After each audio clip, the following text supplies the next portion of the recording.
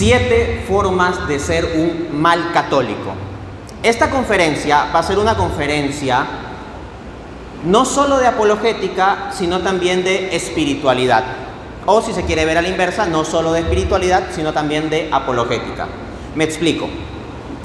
Será una conferencia de espiritualidad en el sentido de que voy a presentar un perfil de 7 malos católicos y nosotros, que procuramos ser buenos católicos, podemos contrastarnos con esto y ver en qué áreas tenemos que mejorar, porque todos en alguna u otra medida fallamos.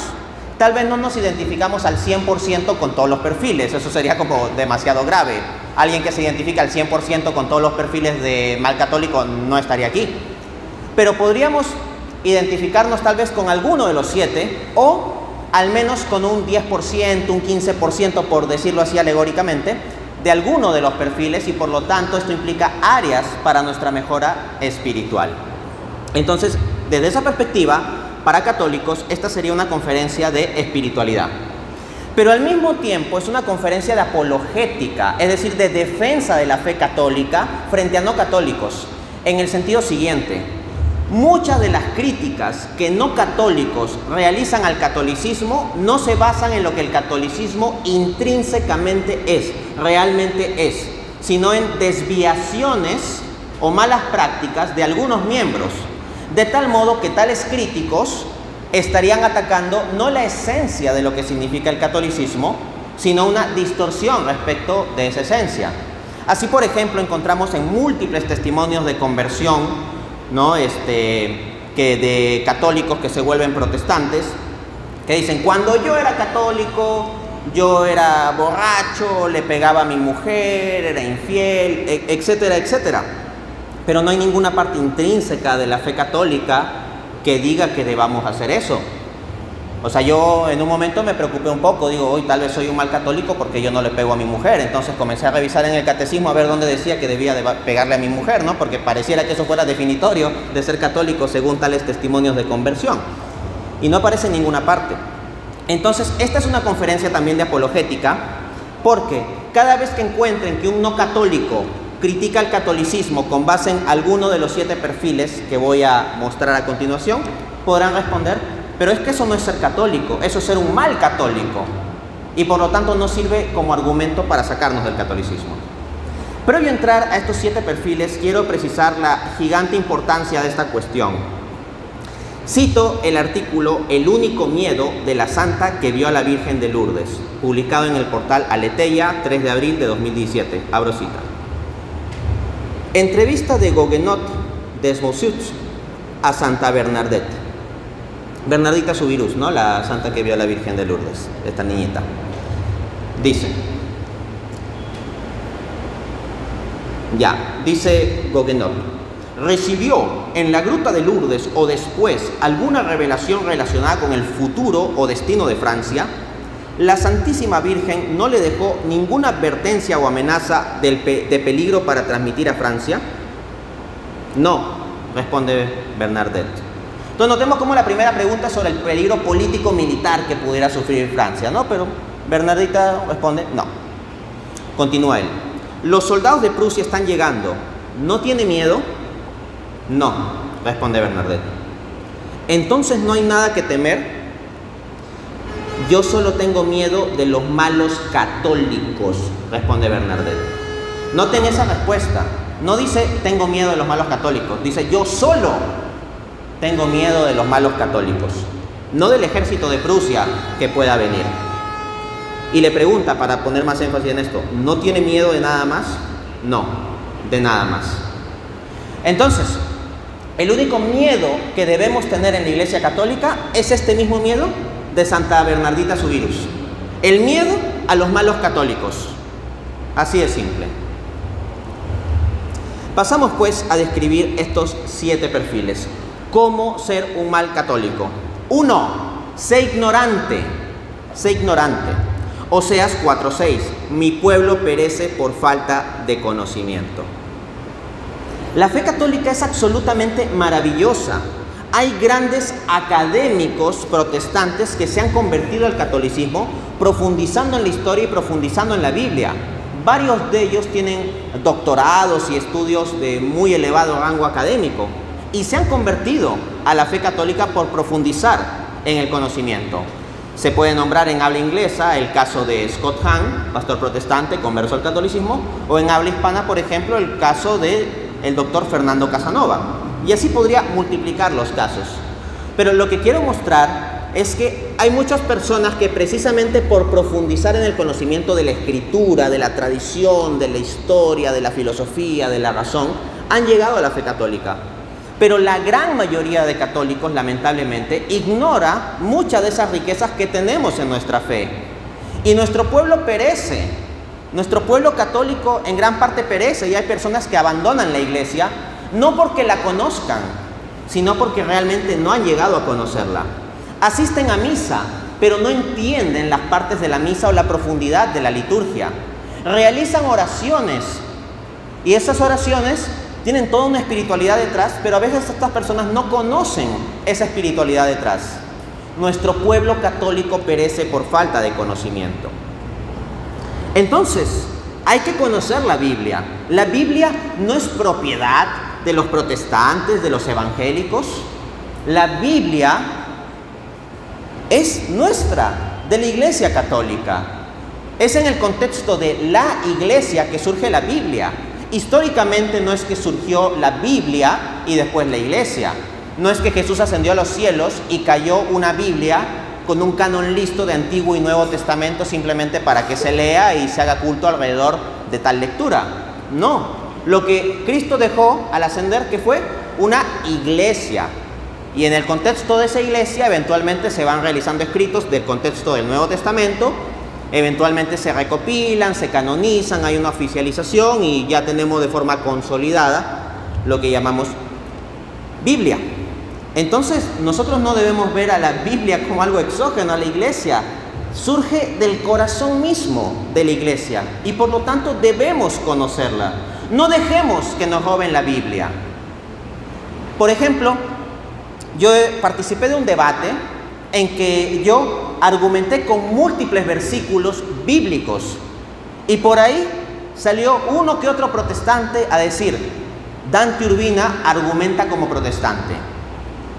¿Por qué? Porque cito la Biblia. O sea, ¿se creen que la Biblia es propiedad de los protestantes?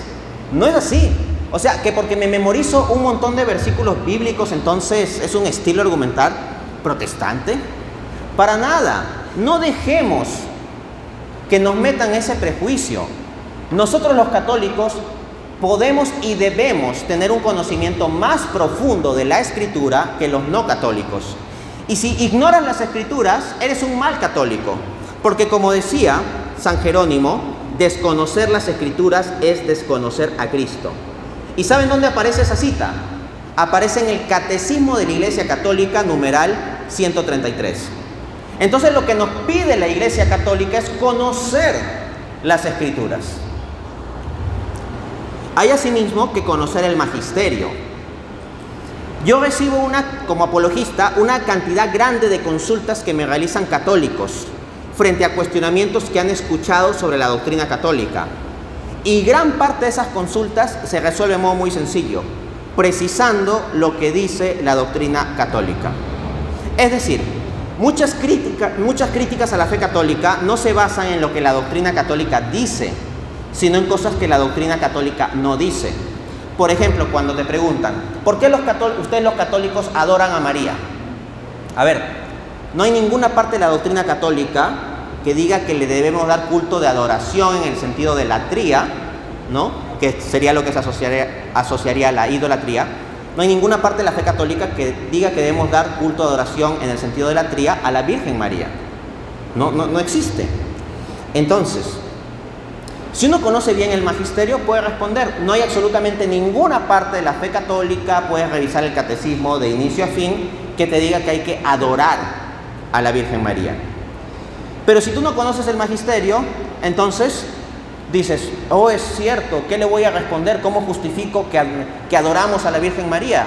Entonces, como no puedo justificarlo, entonces ya no puedo ser católico y me voy de la Iglesia Católica. Pero es que no tenemos que justificar que se adore, ¿no?, con el culto de latría dado a Dios a la Virgen María, porque no es parte del magisterio. Pero si un católico no conoce el catecismo, no conoce las fuentes de magisterio, se va a dejar llevar por cualquier cosa. Existe como magisterio también la doctrina social de la Iglesia Católica. Es decir, el magisterio ha dado lineamientos de cómo deben respetarse ciertos principios morales y teológicos en la economía, el derecho y la política. Ahora, ¿cuántos católicos, cuando van a apoyar un partido político o cuando van a votar, sea por un partido que los convence o por el mal menor, al final terminan votando por el mal, ¿no? Sea menor o mayor, es el mal? ¿Cuántos católicos conocen la doctrina social de la Iglesia y la tienen en cuenta para sus elecciones políticas o los tipos de propuestas o visiones económicas que van a apoyar? Muy pocos. Y así nos terminan metiendo ideologías liberales o marxistas de ambos extremos, en lugar de que estemos firmes en la fe católica, que también ha dicho algo sobre las cuestiones económicas, sociales y políticas. Bien, otro aspecto es que muchos católicos se guían por lo que les dijo el cura u otro católico. O sea, muchas veces me he encontrado con personas que hacen referencia a objeciones. Es que el sacerdote me dijo que, etcétera. Pero si lo que dijo el sacerdote no se corresponde con la enseñanza oficial del magisterio, no pesa. Así, por ejemplo, si alguien me dice, Dante, pero es que el sacerdote de mi parroquia me dijo que la Eucaristía es simplemente simbólica, no es que el cuerpo de Cristo esté realmente presente allí. O sea, eso no pesa nada, porque lo que yo le tengo que decir es, mira, la fuente oficial de doctrina no soy yo, porque tampoco soy yo como apologista, yo no soy un magisterio, ni cualquier sacerdote en particular. La fuente oficial de doctrina son los documentos oficiales del magisterio. Y tú puedes encontrar en el numeral tal, por ejemplo, que se afirma la presencia real de Jesús en la Eucaristía. Hay muchos también que se basan en cosas de oídas, como decir, mi tío que es católico, mi tía que es católica dijo que, y asumen como si eso fuese la doctrina católica. Eso es ignorancia. Y un mal católico entonces se queda en eso, se queda meramente en lo que dijo tal o cual católico en lugar de ir a las fuentes oficiales. Por cada uno de estos puntos voy a plantear un contraejemplo. Nuestro contraejemplo para este primer punto de ser ignorante es Santo Tomás de Aquino, el más grande teólogo de la Iglesia Católica. Si ustedes leen la Suma Teológica, que es la principal obra de Santo Tomás, yo siempre invito a hacer este ejercicio.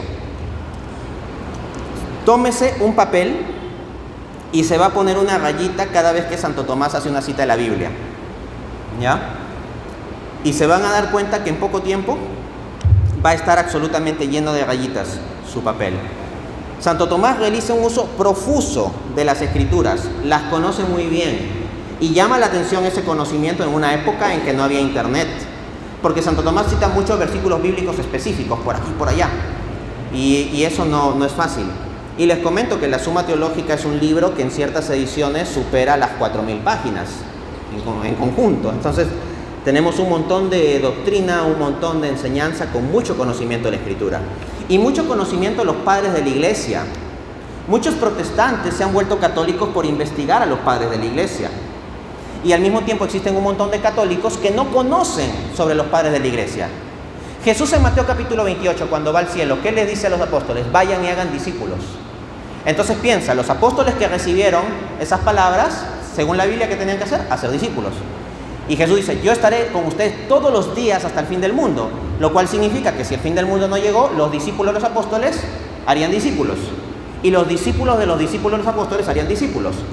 Esas primeras generaciones de discípulos, los que fueron, digamos, los escritores, los teólogos más relevantes de esas primeras generaciones de discípulos en los primeros siglos, es lo que llamamos padres de la Iglesia. Y hay muchos protestantes que se han convertido al catolicismo porque han comenzado a leer los padres de la Iglesia y se han encontrado con que lo que dicen estos discípulos de los apóstoles, o discípulos de los discípulos, o discípulos de los discípulos de los discípulos, se parece mucho más a la fe católica que a las visiones protestantes. Entonces descubren esa maravilla, pero muchos de nosotros los católicos ignoramos los escritos de San Policarpo de Esmirna, de San Ignacio de Antioquía, de San Clemente de Roma, etc. Eso no debe suceder. Santo Tomás de Aquino en la Suma Teológica exhibe un profundo conocimiento de los padres de la Iglesia. Tiene una cantidad gigante de citas patrísticas, e igualmente uno podría hacer una rayita en un papel cada vez que Santo Tomás cita a algún padre de la Iglesia. Entonces, no seamos ignorantes, no seamos malos católicos, seamos como Santo Tomás. Y uno dirá, no, es que Santo Tomás era muy especial, etc. ¿Pero por qué era muy especial? ¿Por qué los santos son personas muy especiales? Por gracia, por gracia. ¿Y acaso Dios no va a querer darnos su gracia? De hecho, Santiago en su carta dice, si a alguno le falta sabiduría, pídasela a Dios, que se la da a todos y sin reproche. Seguro tú tienes tus pecados, tus defectos y tus fallas. Tal vez eres el primer tipo de mal católico, tal vez eres ignorante. ¿Sabes qué debes hacer? Lo que dice Santiago, pídele la sabiduría a Dios. Y Dios se la da a todos sin reproche. Dios no te va a reprochar y te va a decir, no, yo no te voy a dar la sabiduría porque tú has sido un católico ignorante todos estos años. Más bien, se alegra el cielo allí. Así como se alegra los ángeles de Dios cuando un pecador se convierte. Bueno, cuando un católico ignorante quiere conocer más su fe, quiere conocer de verdad su fe, hay alegría. Porque un católico que sabe, ilumina a los demás y los atrae a la fe.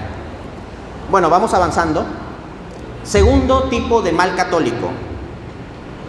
O segunda forma de ser un mal católico. 2. Se idolatra. 2. Se idolatra. Ser idólatra no es algo intrínseco definitorio del catolicismo. Es una desviación, es lo contrario de ser un buen católico. Ahora, cuando yo hablo de idolatría, inmediatamente se piensa en el tema de las imágenes. En realidad, sobre ese asunto de las imágenes voy a ir al siguiente punto, no en este, no me voy a centrar en este tanto en el tema de la idolatría con las imágenes. Ciertamente puede establecerse una conexión, ¿no? Pero no es el punto central, porque la idolatría es algo mucho más amplio y profundo que el asunto de las imágenes. Reducir la cuestión de la idolatría meramente al asunto de las imágenes es un error. De hecho, hay muchos protestantes que nos critican a los católicos como idólatras, pero toman cualquier cosa que dice su pastor como palabra absoluta e infalible de Dios. Así. La interpretación personal que su pastor realiza de las Escrituras es visto como palabra infalible. Y el pastor a veces es visto como impecable, ¿no? Y termina centrándose a veces ciertos cultos personalistas en torno al pastor en lugar de en torno a Jesús. No digo que con todos los protestantes sea así. Lo que digo es que en algunas ocasiones, en algunos cultos, con algunas personas, sucede eso. Y son personas que en cierto modo están cayendo en algún grado como mínimo de idolatría, pero nos critican a los católicos porque tenemos imágenes, ¿no? O porque en nuestro culto religioso usamos imágenes. Entonces comencemos entendiendo que la idolatría es algo mucho más amplio que el asunto de las imágenes. Y esto no lo digo meramente yo, lo dice el apóstol Pablo, o lo digo yo porque lo enseñan las Escrituras. Colosenses 3:5. Consideren los miembros de vuestro cuerpo terrenal como muertos a la fornicación, la impureza, las pasiones, los malos deseos y la avaricia, que es una forma de idolatría. El apóstol Pablo llama idolatría a la avaricia, al amor por el dinero. Y si la avaricia es una forma de idolatría, entonces ¿es algo exclusivo de los católicos y las imágenes? No, hay católicos que idolatran el dinero y que su prioridad es el dinero. Y que si tienen que elegir entre ir a misa o hacer un negocio, van a elegir hacer el negocio, porque aman más el dinero que a Jesús y a Eucaristía. Y tales católicos son idólatras y malos católicos, por lo tanto. Y puede ser que tengan muchas imágenes o no tengan ninguna imagen. Pero el asunto de la idolatría ahí lo fundamental es que están poniendo al ídolo de dinero por encima de Dios. Y eso puede pasar también con no católicos, ¿no? Puede haber algún protestante especialmente obsesionado con el dinero, con el diezmo. Puede haber un ateo avaro, un agnóstico avaro, una persona de otra religión que sea un avaro y es un idólatra porque pone al dinero primero. No es algo intrínseco al catolicismo. Pero ciertamente el católico que ponga el dinero por encima de la fe, por encima de la práctica religiosa, es un idólatra. Sobre este punto 2, sé idólatra, ¿no? Uno puede adorar el dinero, pero puede adorar también el placer o la vanagloria. Y puede ser un placer corporal o el placer espiritual. Si tú única y exclusivamente realizas prácticas espirituales cuando tienes un gusto sensible en tu alma y las dejas cuando no lo tienes, como digo, te estás poniendo en el centro a ti mismo. Y quienes ponen el dinero, la vanagloria o el placer o lo que sea por encima, como ídolos, terminan sometiendo a Dios mismo a eso. Entonces, si tú oras a Dios y Él no te da más prosperidad monetaria y entonces tú abandonas la fe, es que ya venías siendo un idólatra, porque ya ponías al dinero por encima de Dios y ya está, ¿no?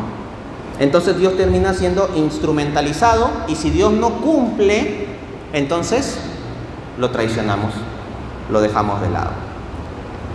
Un contraejemplo a esta segunda forma de ser un mal católico sería San Francisco de Asís. San Francisco de Asís es un hombre con muchas riquezas y que las tuvo por basura con tal de ganar a Cristo. Entonces, San Francisco de Asís es alguien que puso todas las cosas de este mundo por debajo de Dios. Ser idólatra en el fondo es cuando tú pones algo que no es Dios por encima de Dios. Dios debe ocupar el lugar central. Y si hay algo en tu vida que estás poniendo en el centro y ese algo no es Dios, entonces eres un idólatra. Todos nosotros en alguna u otra medida terminamos poniendo en ocasiones o continuamente, dependiendo del caso, algo que no es Dios en el centro. Es una lucha constante. La forma de no ser idólatra no es simplemente que no tengas imágenes. La forma de no ser idólatra es cumplir el primer mandamiento: amar a Dios por sobre todas las cosas, por sobre absolutamente todas las cosas. Y esa es una lucha de día a día. Y si tenemos fallas, ¿qué tenemos que hacer? Levantarnos. Y si alguien hoy ha ubicado que tiene algo de idolatría en su vida, entonces siga el ejemplo de San Francisco de Asís y ponga esa cosa perteneciente al mundo por debajo de Dios. Sáquela del centro y ponga en el centro a Dios. No significa que tenga que excluir tal cosa de su vida necesariamente. Si es algo que es pecado, tiene que ser excluido. Pero si no es pecado, simplemente purificando la intención, habrá que ponerlo en su lugar. Por ejemplo, hay personas que ponen en el centro de su vida a sus hijos y toda su vida gira alrededor de sus hijos y no en torno a Dios. No, pongan en el centro a Dios y sus hijos girarán en torno a ese centro. Y Dios mismo se va a encargar de cuidarlos bien, en sus cuerpos y en sus almas. Tercera forma de ser un mal católico: sé supersticioso. Sé supersticioso. Dice Isaías 8:19: cuando les digan, consulten a los médiums y a los adivinos que susurran y murmuran, respondan, ¿no debe un pueblo consultar a su Dios? Isaías 8:19. Isaías 8:19. Entonces miren ese texto, ¿no? Hay gente que a nosotros católicos se nos acerca con ese tipo de insinuaciones. Nos dicen, ¿no quiere usted leerse las cartas? Que le fumen el tabaco y leer la mano, ver su horóscopo, etc. Hay tantas formas diversas, ¿no?, de hacer adivinación o este tipo de cosas supersticiosas. En la calle nos proponen cosas, ¿no? Un joven no quiere saber su futuro, etcétera, etcétera. ¿Y qué debemos responder? Dice Isaías 8:19, frente a tales que nos pidan entrar en tal tipo de prácticas, ¿no debe un pueblo consultar a su Dios? De hecho, yo hace unos años leía un artículo, me parece, en página web de una compañera que es protestante, y ponía, yo cuando era católica consultaba a los adivinum, a los medium, hoy en día veo que hay gente en México que acude a esta llamada a la Santa Muerte, y bueno, yo también en mi época católica acudía a prácticas extrañas y todo eso, ¿no? Pero eso no es ser auténticamente un católico, eso es más bien ser mal católico. El católico lo que debe responder cuando le propongan esas cosas supersticiosas es, ¿no debe un pueblo consultar a su Dios? Usted consulte a Dios, no esté consultando a los espíritus chocarreros o su mano o el horóscopo, ¿no? De hecho, hay varias personas católicas que son incluso de ir a misa, pero al mismo tiempo que van a misa, consultan a adivinos, curanderos y brujos. O sea, eso es grave, porque la misa termina siendo uno más. Así como para algunos Jesús es un maestro espiritual más, junto con Mahoma, Buda, Sócrates, Confucio, etcétera, uno más, también terminan haciendo la misa como uno más. Es como que quieren comprar todos los boletos de la lotería. Entonces, si no da con la misa, pues también voy al brujo, con el brujo de magia blanca, el brujo de magia negra, el curandero, el chamán, utilizo este amuleto, etc. Entonces como que quieren cubrir todas las posibilidades, lo cual significa relativizar a Cristo. Porque en la misa está presente Cristo con su cuerpo, sangre, alma y divinidad en el sacramento del altar.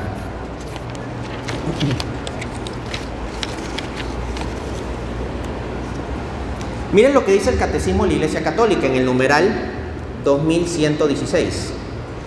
Todas las formas de adivinación deben rechazarse. El recurso a Satán o a los demonios, la evocación de los muertos y otras prácticas que equivocadamente se supone desvelan el porvenir. La consulta de horóscopos, la astrología, la quiromancia, la interpretación de presagios y de suertes, los fenómenos de visión, el recurso a médiums que encierran una voluntad de poder sobre el tiempo, la historia y finalmente los hombres, a la vez que un deseo de granjearse la protección de poderes ocultos, están en contradicción con el honor y respeto mezclados de temor amoroso que debemos solamente a Dios. Fin de cita. Entonces, si alguien dice, es que ustedes los católicos son supersticiosos y creen en la Santa Muerte y van a chamanes y curanderos, etcétera, hay que replicar, eso es los malos católicos, porque lo que el catecismo oficialmente nos pide es rechazar todo ese tipo de cosas. Dice también el catecismo en el numeral siguiente, 2117. Todas las prácticas de magia o de hechicería mediante las que se aprende a domesticar potencias ocultas para ponerlas a su servicio y obtener un poder sobrenatural sobre el prójimo, aunque sea para procurar salud, son gravemente contrarias a la virtud de la religión. Estas prácticas son más condenables aún cuando van acompañadas de una intención de dañar a otro, recurran o no a la intervención de demonios. Pues eso, tú puedes acudir a un brujo de magia blanca, entre comillas, pero si es para dañar a otro, pues vamos, eso está mal igual, ¿no? Llevar amuletos es también reprensible. El espiritismo implica con frecuencia prácticas adivinatorias o mágicas. Por eso la Iglesia advierte a los fieles que se guarden de él. El recurso a las medicinas llamadas tradicionales no legitima ni la invocación de las potencias malignas, ni la explotación de la credulidad del prójimo. Fin de cita. Ojo, el catecismo no está condenando la medicina tradicional. No, o sea, uno puede usar medicina tradicional, ancestral, uno puede utilizar métodos naturales para tratarse problemas de salud. Lo que está condenando el catecismo, eso sí, es cuando esa medicina natural se asocia a elementos sobrenaturales. Poderes, energías, demonio, destino, espíritus, ángeles, etc. No, o sea, una medicina natural es eso, es una medicina natural, no le atribuyas elementos sobrenaturales. Ese es el punto. Hay supersticiones que son lamentables, ¿no? Como por ejemplo esa de tomar las estatuillas de San Antonio y ponerlas de cabeza para conseguir novio, ¿no? Es una tradición que existe y bueno, es risible, como digo, ¿no? Nos saca una sonrisa. Y hay gente que cae en tal superstición, ¿no? Lamentablemente. Entonces, noten el ejemplo de superstición que he puesto. En los casos anteriores he hablado de chamanes, brujos, curanderos, horóscopos. Es como todo no católico. Pero incluso con elementos de la fe católica se puede caer en superstición, como lo que acabo de explicar. O sea, San Antonio es un santo católico. Realmente está glorificado. Es realmente un santo. Pero con eso uno puede caer en desviaciones en su fe, en su práctica y caer en superstición, también con el culto a los santos. Esto no implica que intrínsecamente el culto a los santos sea superstición, pero sí hay que tener cuidado con no caer en supersticiones. Lo mismo pasa con la Biblia, ¿eh? O sea, porque hay un protestante que puede estar pensando, como hay este riesgo, mejor no hacerlo. Con esa lógica ni se lea la Biblia, porque la Biblia también puede generar que haya gente que saque malas interpretaciones. De hecho, con esa lógica tendríamos que arrancar el libro Apocalipsis de la Biblia. Cuántas supersticiones y malas interpretaciones, hasta cosas muy raras que han sucedido en ciertas denominaciones con base en interpretaciones del Apocalipsis, o doctrinas como el rapto, o cosas así. Y el protestante dirá, pero eso no es lo que enseña la Biblia, esas son desviaciones. Pues bien, yo como católico tengo el mismo derecho de decir, estas cosas que criticas del catolicismo no son lo que es intrínsecamente el catolicismo, sino desviaciones de supersticiones de ciertas personas que están mal y que hay que señalar que está mal, pero no es lo definitorio del catolicismo. Y esto probado por el catecismo, numeral 2111, abro cita.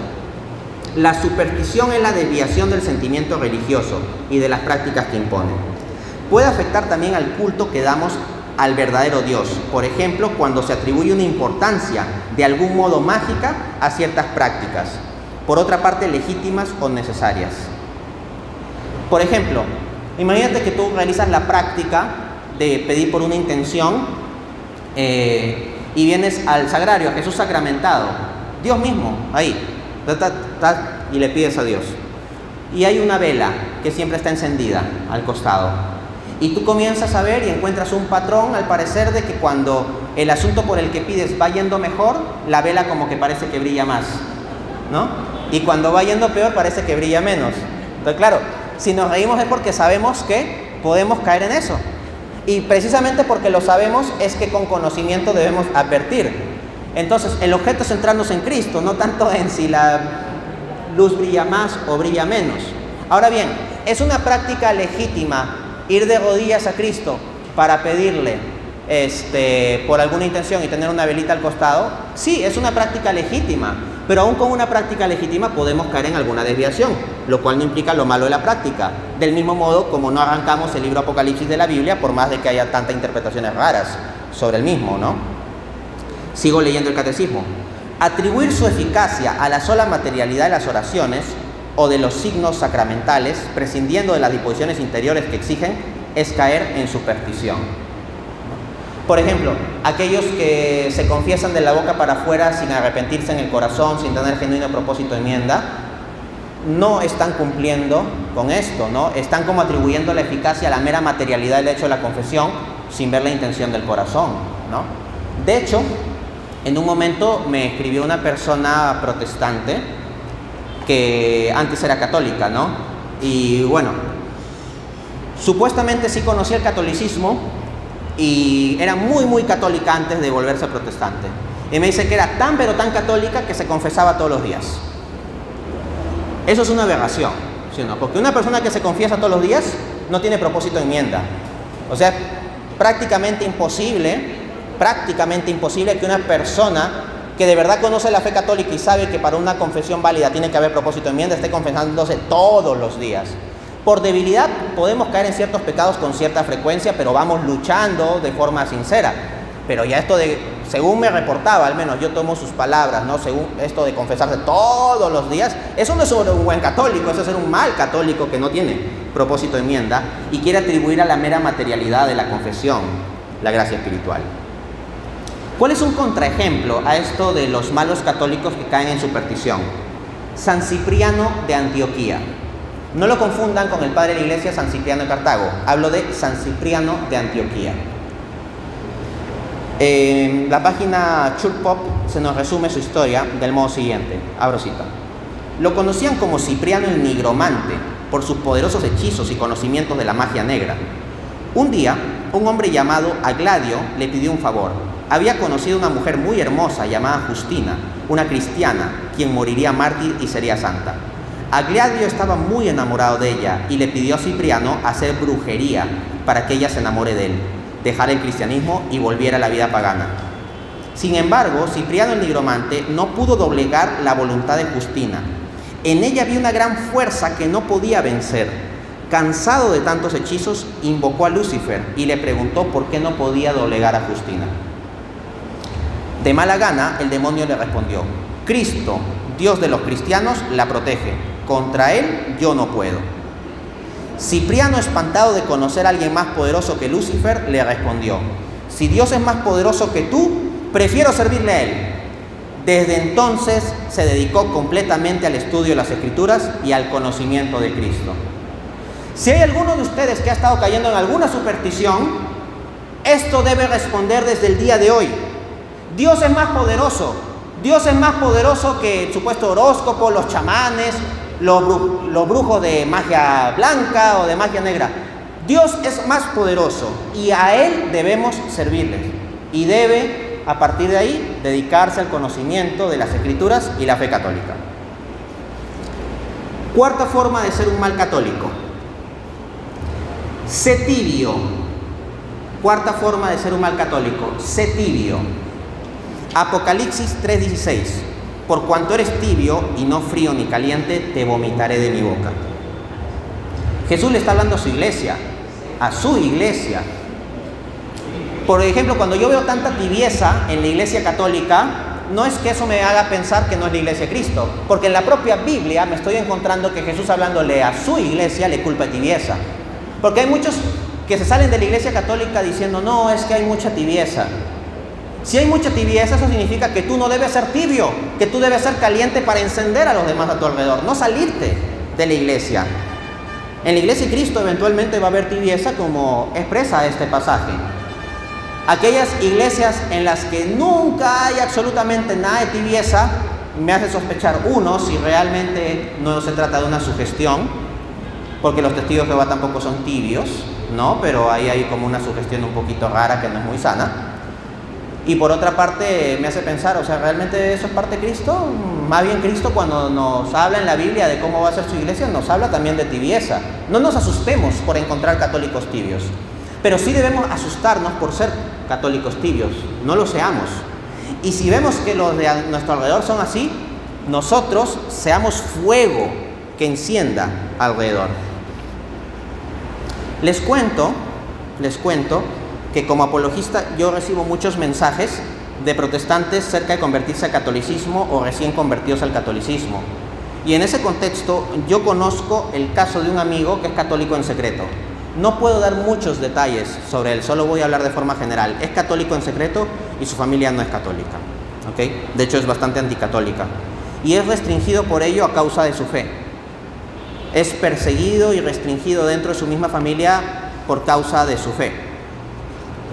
Porque eventualmente, pues, sus familiares descubrieron que era católico y ahí las cosas se han complicado, ¿no?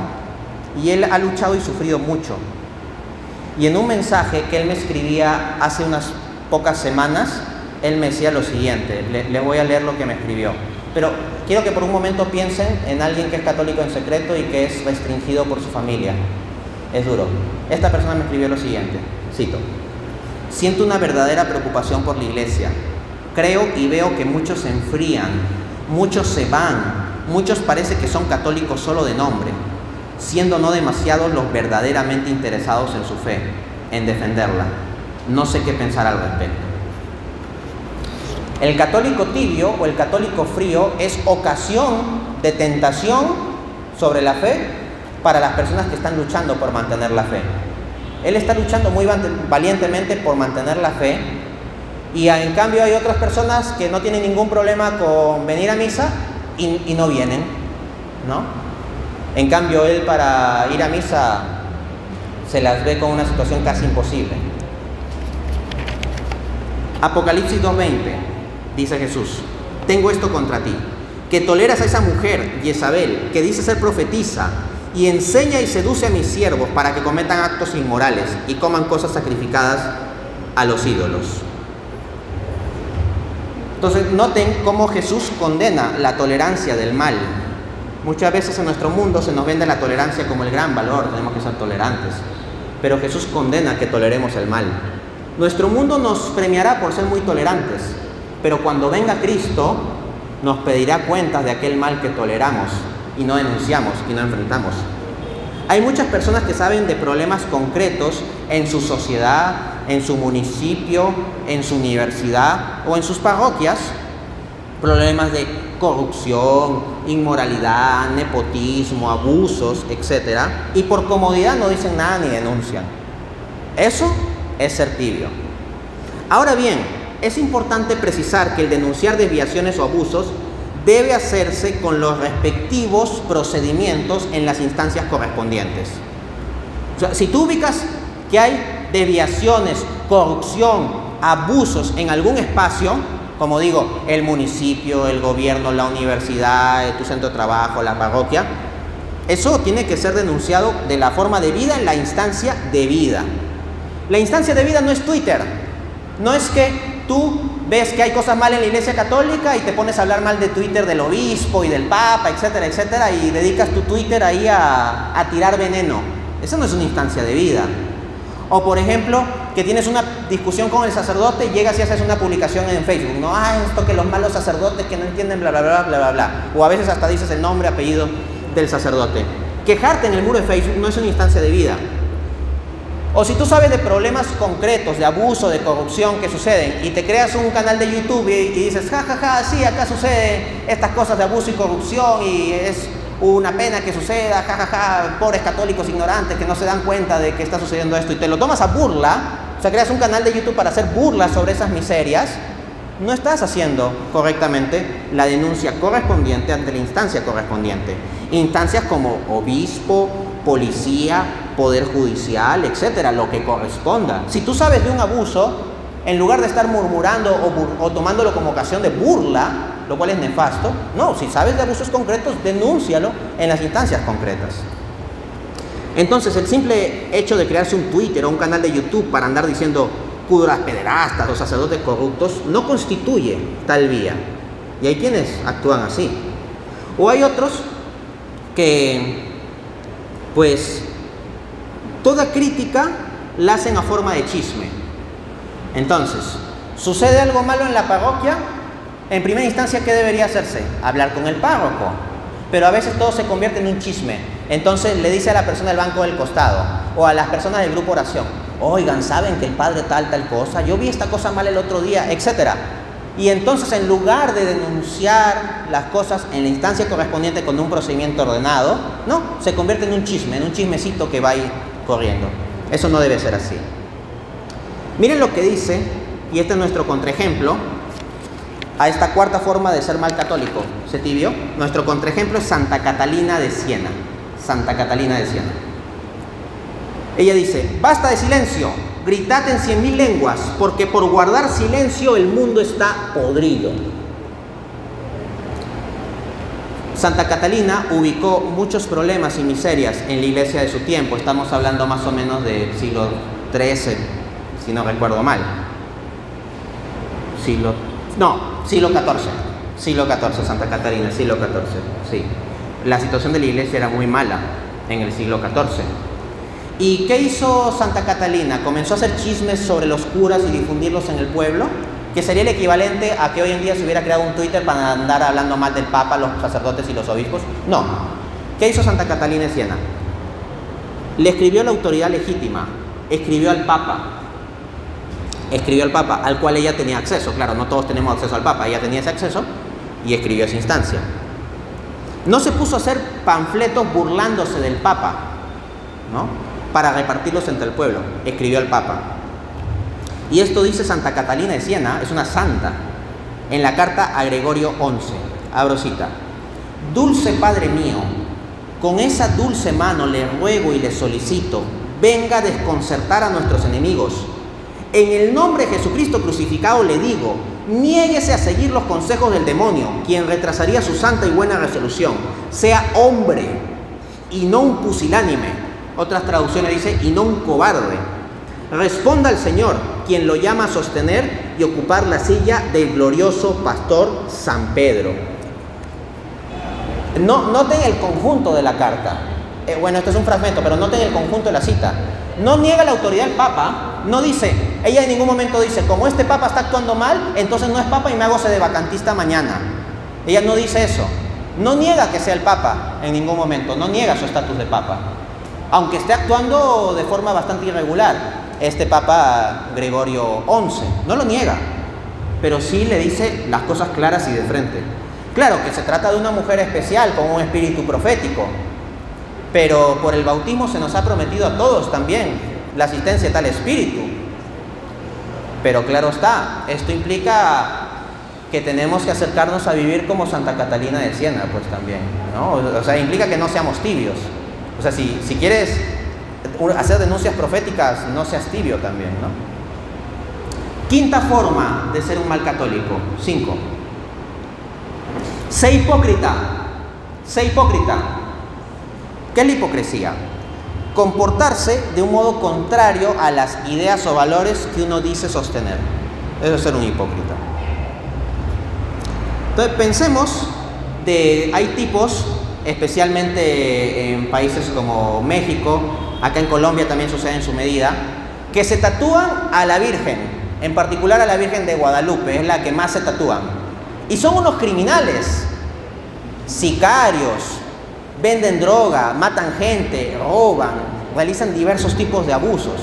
Pero tienen a la Virgencita tatuada. A veces hasta se van a hacer peregrinaciones en los días de las festividades respectivas, ¿no? Pero son unos criminales. Eso es ser un absoluto hipócrita.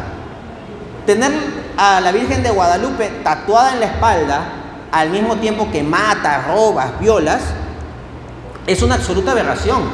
Si alguno critica a la Iglesia Católica diciendo, miren cómo son los católicos, no, ese es un mal católico.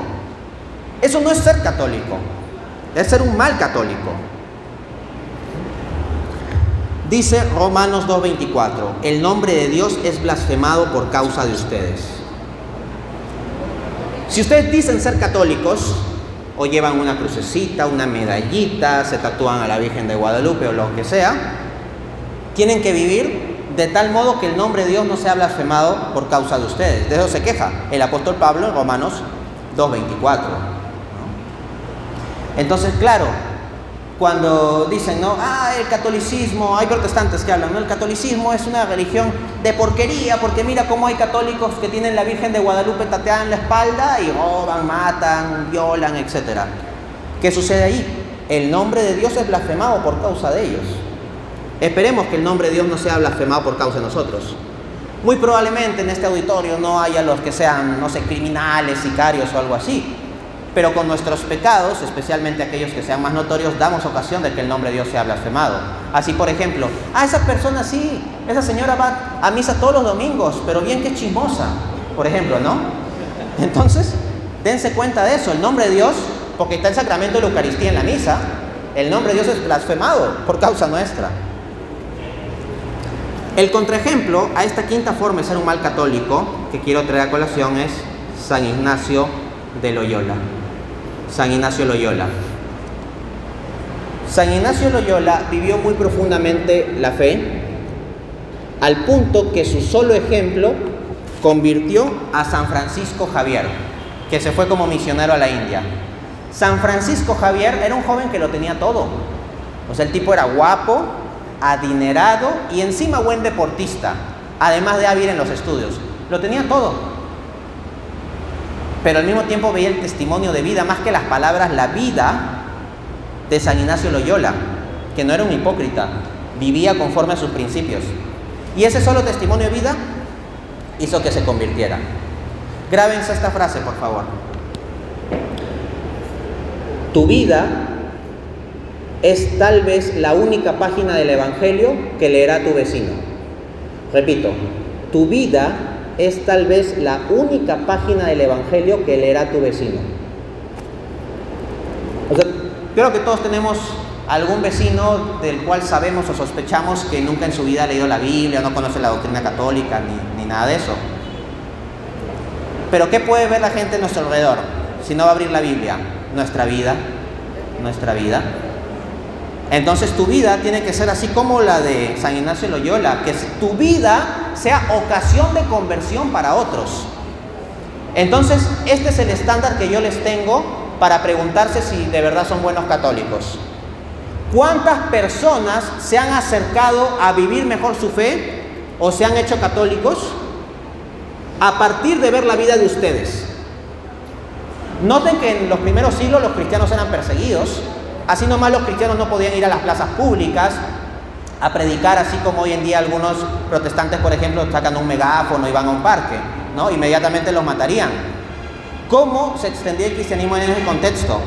En gran parte porque en el Imperio Romano se veía cómo vivía esta gente con ese amor, con esa alegría, y eventualmente eso causaba curiosidad, atraía a la gente y terminaban haciéndose cristianos. La principal predicación del Evangelio que sucedió en esa época de persecución es la predicación de la vida misma, el ejemplo de vida. Entonces pregúntense eso. ¿Cuántas personas se han acercado más a Dios por el ejemplo de vida de ustedes? Y si no tienen una respuesta clara, pues hay que comenzar a cambiar desde hoy. Sexta forma de ser un mal católico. Ser ritualista. Sé ritualista, de rito, ritualista. Mateo 15:8. Este pueblo me honra con sus labios, pero su corazón está lejos de mí. Por ejemplo, el rosario, ¿no? Entonces ahí rezamos el rosario, a veces como loro, ¿no? Como papagayo ahí. A un loro mismo lo puedes poner a rezar el rosario. Entonces, hay ocasiones en que honramos con los labios y estamos en misa y alabamos y todo eso, pero muchas veces nuestra vida no está en correspondencia con eso. Entonces nos quedamos en el rito externo, pero no vamos al fondo de que Dios nos transforme el corazón. Participamos de la Eucaristía casi como comer una galleta haciendo fila. Y esto en lugar de aprovecharla. La Eucaristía es como un mar infinito, y está disponible para todos los de la fila. Pero dependiendo de nuestra disposición espiritual, es como que llevamos un vasito, o un balde, o un tanque, ¿no? Entonces la Eucaristía disponible es la misma, el rito es el mismo, la consagración eucarística es la misma para todos, y todos están en el rito, en la misa. Y los que están en la fila de la comunión, pues están en el marco del mismo rito. Pero si somos ritualistas y nos quedamos meramente en la forma, sin entender y amar el fondo detrás del rito, no vamos a aprovechar. Y es así como que vayamos a recoger agua de ese mar con una cuchara con hueco ahí para tomar, no tiene sentido, ¿no? Oseas 6:6. Misericordia quiero y no sacrificios. Entonces, ¿qué pasa si tú en Cuaresma pues haces muchos ayunos, no comes carne los viernes, te metes arrocitos en el zapato ahí o piedritas, te arrodillas sobre chapitas y todo eso, y haces muchas mortificaciones, pero al mismo tiempo mortificas a tu familia con tus chismes, con tus quejas, con tu mal carácter? Eso no está bien. Ahora, mucha gente toma esto de excusa en Cuaresma para decir que no deberían hacerse las prácticas penitenciales. Salen con esta conocida frase, ¿no?, de un padre de la iglesia, creo que era Crisóstomo, aunque no estoy seguro ahorita, pero la frase es algo así como que tienes que ayunar de hablar mal de tu prójimo. Entonces, que lo más importante es que ayunes de hablar mal de tu prójimo más que el ayunar de alimento.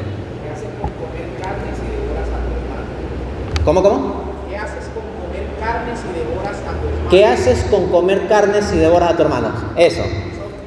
Esto es muy interesante porque aquí quiero denunciar también una mala práctica. Esa frasecita, ¿saben cuándo sale? En Cuaresma. ¿Por qué esa frase no sale en ninguna otra época del año? Eso me fastidia mucho. ¿Tú cuándo no debes hablar mal de tu prójimo? Nunca. Sea Navidad, sea el mes de julio, el de enero, estés en Cuaresma o no estés en Cuaresma, nunca debes hablar mal de tu prójimo, ¿no?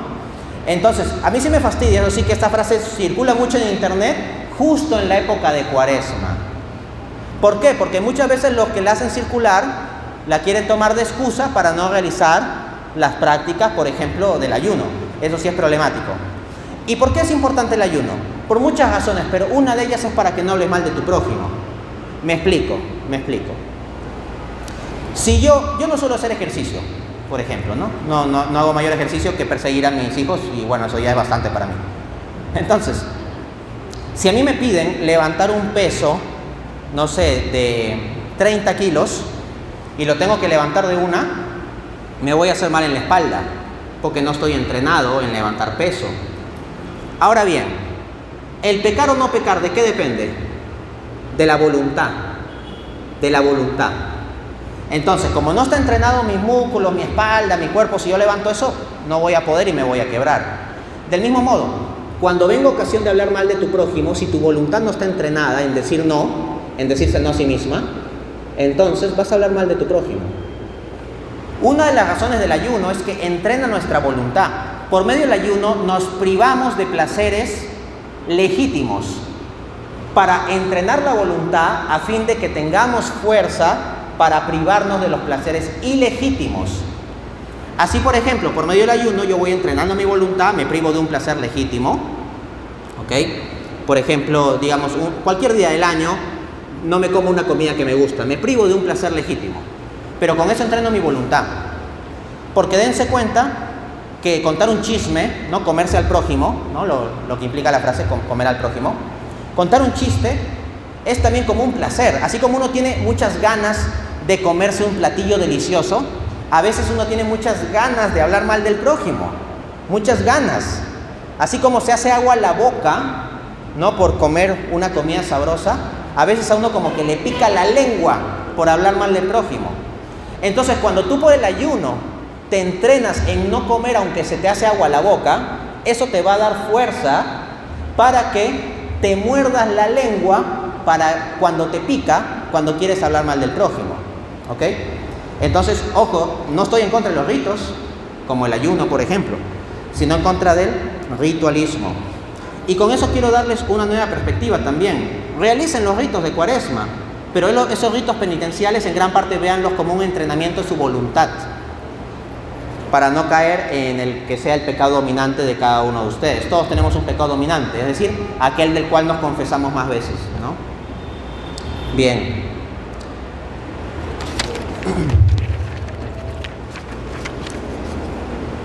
Dice el Catecismo de la Iglesia Católica, numeral 1430. Como ya en los profetas, la llamada de Jesús a la conversión y a la penitencia no mira en primer lugar a las obras exteriores, el saco y la ceniza, los ayunos y las mortificaciones, sino a la conversión del corazón, la penitencia interior. Sin ella, las obras de penitencia permanecen estériles y engañosas. Por el contrario, la conversión interior impulsa a la expresión de esa actitud por medio de signos visibles, gestos y obras de penitencia. Fin de cita. Ojo, acá el catecismo no te está diciendo que no hagas obras de penitencia. Lo que dice simplemente es que no te quedes en el exterior sin convertir el interior. Pero va a decir que una persona que está convertida interiormente va a hacer obras de penitencia. Porque hay muchos que dicen, si tú estás convertido interiormente, ya con eso basta, tú amas a Jesucito en tu corazón y no tienes que hacer ninguna penitencia. No. El que ama a Jesús en su corazón sabe que precisamente por ese amor necesita mortificarse. Como dice el apóstol Pablo, ¿qué hombre más lleno del amor de Dios hay que el apóstol Pablo, ¿no? Es encendido ese amor. 1 Corintios 9:27. 1 Corintios 9:27, él dice, castigo mi cuerpo y lo someto a servidumbre. No vaya a ser que yo mismo, habiendo enseñado a otros, vaya a quedar reprobado. Entonces el propio Pablo se ve impulsado a la penitencia, pero no es algo meramente ritualista o exterior, sale desde su interior. Están también los que realizan las prácticas religiosas e incluso los sacramentos como el bautismo o la Eucaristía meramente por costumbre o tradición familiar o cultural. Hay quienes bautizan a sus hijos no por la conciencia de lo que implica el salto absoluto de ser hijo de Dios. De hecho, cuando bautizamos a mi hijito, mi segundo hijito, Miguel Alfonso, recuerdo que mi esposa dijo ese día en la mañana, hoy es el día más importante de la vida de Miguel Alfonso. Me marcó esa frase, la dijo ella, no yo, la dijo ella. Y tiene mucha razón, porque podrá haber días en que él, quién sabe, obtenga su título universitario, su maestría, su doctorado, le salga una beca para el extranjero, sea premio Nobel de algo. Ninguno de esos días va a ser tan importante como el día de su bautismo, porque pasa de ser criatura a ser hijo de Dios. O sea, pasar de no ser premio Nobel a ser premio Nobel, pasar de no ser ingeniero a así ser ingeniero, pasar de no estar casado a así estar casado, es poca cosa comparado de ser mera criatura de Dios a ser hijo de Dios, adoptado en Cristo. Entonces, el salto más grande.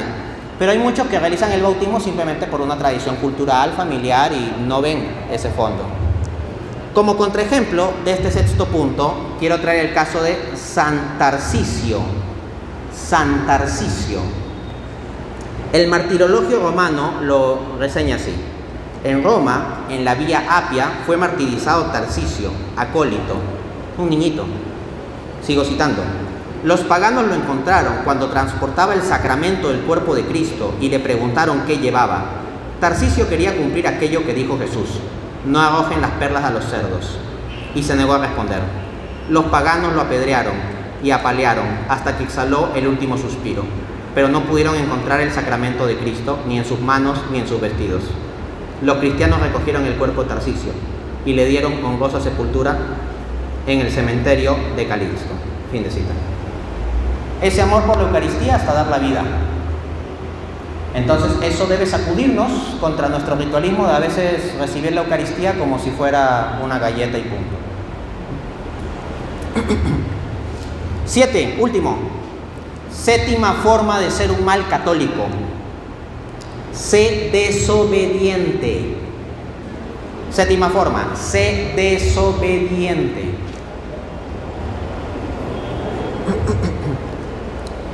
¿Cómo es esto? Esto en los clásicos, yo soy católico, pero cualquiera que dice yo soy católico, pero yo ya sé que no es católico, ¿no? Es como cuando alguien dice, no es por ofender, pero yo ya sé que esa frase viene antes de las palabras más ofensivas. Entonces, tú tienes el caso, por ejemplo, de los que hacen una teología a su medida en vez de obedecer la voz del magisterio. Tienen la enseñanza católica y toman nomás lo que les gusta, lo que les parece. Pero si el magisterio en algo contradice sus opiniones personales, se prefieren a sí mismos en lugar de al magisterio. Están también en esta categoría los que viven criticando al Papa y de criticones de todo lo que pasa en la Iglesia. Ojo, yo no digo que no se pueda hacer cierta crítica mesurada y legítima de ciertas cosas que pasan en la Iglesia. Eso ciertamente se puede hacer y en ocasiones se debe hacer. Pero hay unos que se la pasan la vida de criticones, que parece que sus redes sociales no son casi para nada más que hablar mal del Papa, hablar mal de los obispos, hablar mal de los sacerdotes. Y esa actitud de ser criticón, no de la necesaria crítica que debe haberla, sino de ser un criticón, está muy mal. Si tú eres un criticón, entonces pregúntate cuál es el espíritu que está detrás de eso. Porque fíjate lo que dice Apocalipsis 12:10. Ahora ha venido la salvación, el poder y el reino de nuestro Dios y la autoridad de Cristo. Porque el acusador de nuestros hermanos, el que los acusa día y noche delante de nuestro Dios, ha sido arrojado. Si tú andas de acusete, de criticón y criticón, de acusador y acusador, que criticas a la señora de la banca al costado, criticas al cura, criticas al papa, criticas al obispo, criticas a todo el mundo y andas en eso. O sea, dedicas gran parte del gasto de tu saliva o el gasto de tus dedos ahí en redes sociales a eso. Entonces, ¿a qué te pareces? Te pareces a Satanás. O sea, en la Biblia el que se lo pone como el criticón, como el acusador, es a Satanás. Ciertamente debemos hacer denuncia, como los profetas denunciaron y criticaron ciertas cosas, pero no es que se la pasaban de criticones y era lo único que hacían y decían e insistían en eso, y menos con chismes. De otro lado, es un mal católico el que sistemáticamente se inclina a no obedecer al sacerdote u obispo. Fuera de casos absolutamente claros en los cuales se nos esté ordenando algo contrario a la ley de Dios, ahí podemos legítimamente desobedecer y eso lo enseña Santo Tomás de Aquino. ¿Ok? Pero hay personas que están sistemáticamente predispuestas a contradecir al sacerdote. Más bien deberíamos estar sistemáticamente predispuestos a no contradecirlo. Y contradecirlo si es que hay muy fuertes razones de peso, muy claras, se puede legítimamente contradecir. Pero está muy mal la predisposición a contradecir sistemáticamente y en todo. Un gran contraejemplo de esto es mi santo favorito, San Luis María de Montfort. San Luis María de Montfort.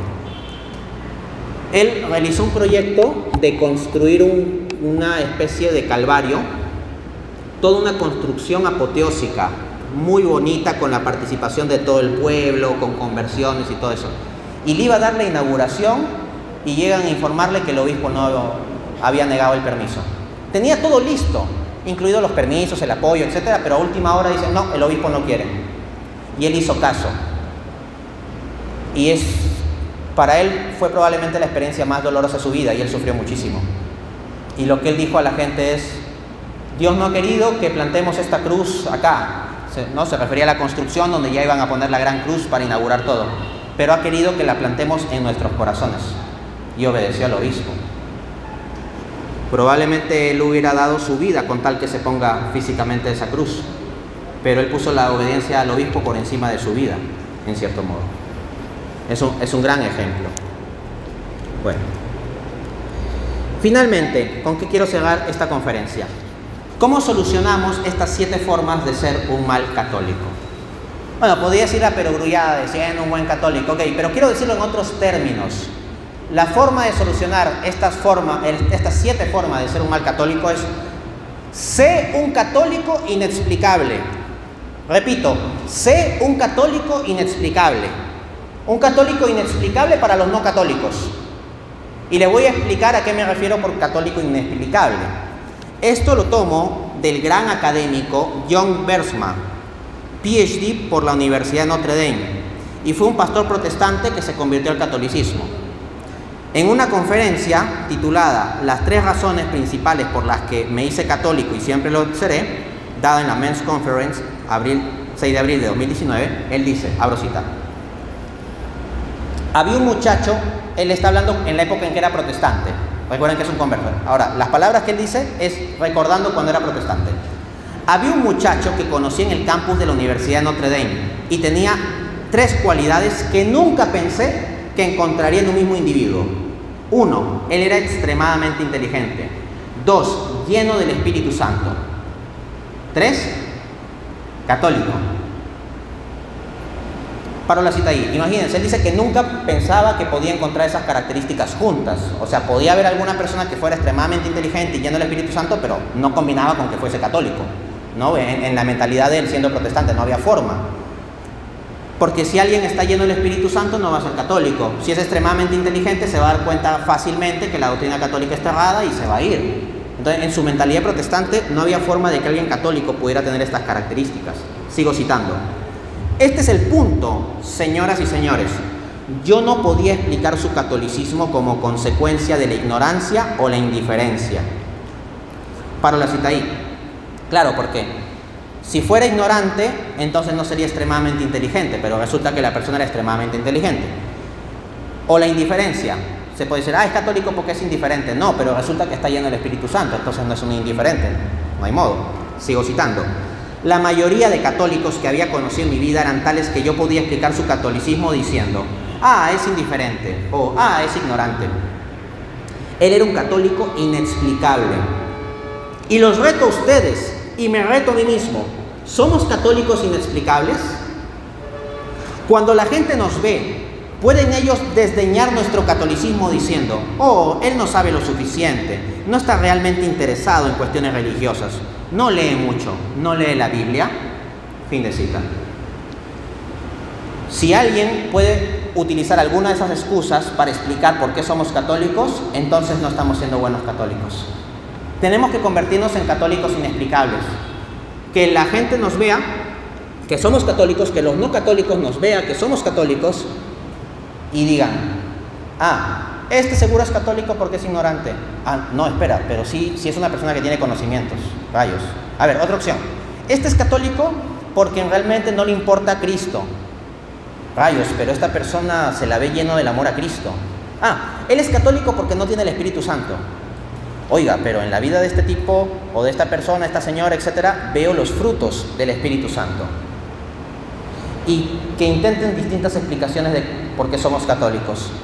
Y cuando logremos con nuestra vida, con nuestro testimonio, que ninguna de esas explicaciones funcione y que al final de cuentas no sean explicaciones sino simplemente excusas, porque siempre habrá personas que puedan querer aferrarse a excusas, pero si logramos con nuestra vida que cualquier explicación de por qué somos católicos, fuera de el hecho de que el catolicismo es verdad, si logramos con nuestras vidas que no se pueda dar ninguna otra explicación fuera de que el catolicismo es verdad, entonces habremos llegado a ser buenos católicos.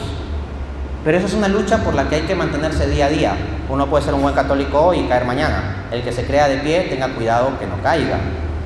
Es una lucha, es difícil, pero con la gracia de Dios se puede. Es imposible para nosotros ser católicos inexplicables, ser buenos católicos. Es imposible, pero para la gracia de Dios nada hay imposible. Gracias.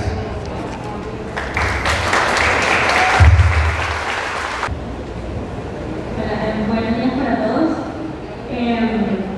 Muy productiva esta charla y me identificaba mucho con ese católico ignorante. Y como me identifiqué con ello, pues quiero dejar de ser ignorante y mi pregunta para Andrés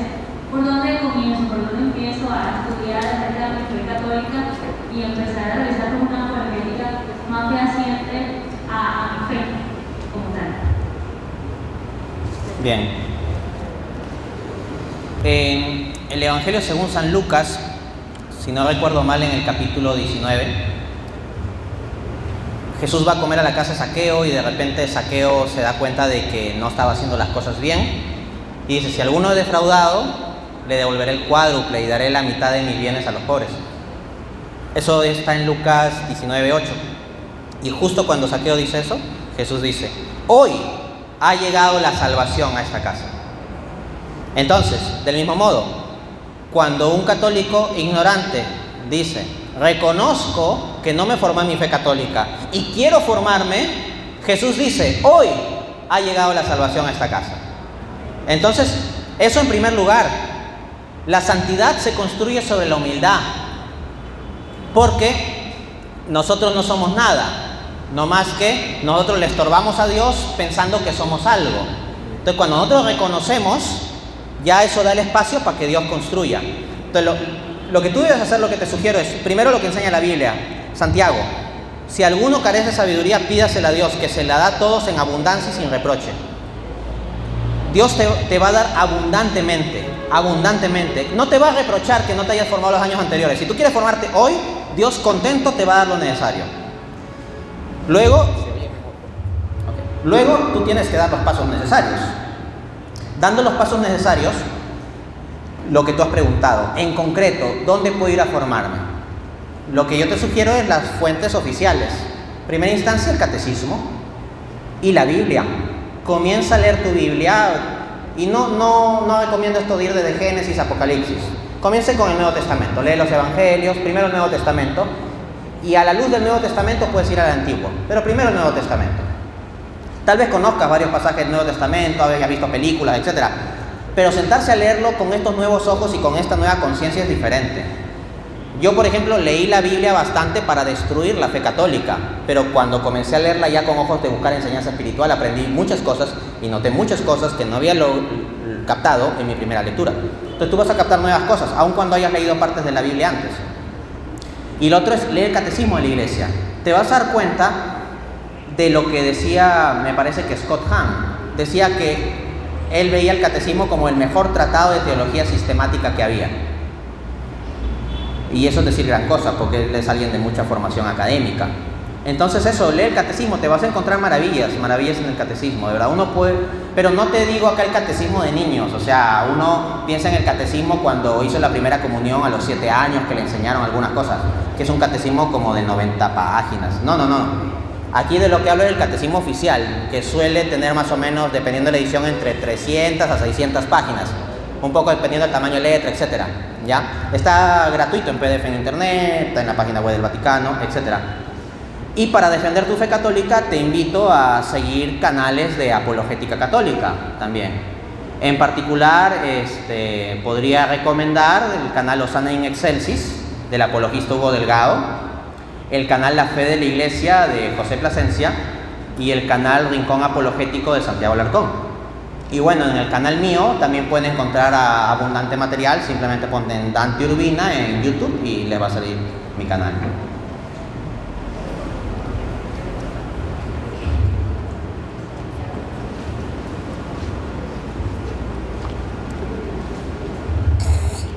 Buenas. ¿Cómo se ve un católico que tome en ocasiones 1 o 2 cervezas en un lugar público, pero que no se emborracha ni da espectáculos? Si es mal católico o no.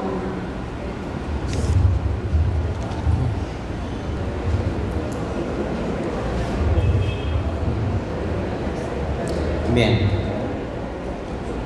Bueno, en primera instancia el estándar es no emborracharse, ¿no? Hay personas que se pueden emborrachar luego de tomar el 7º vaso de cerveza.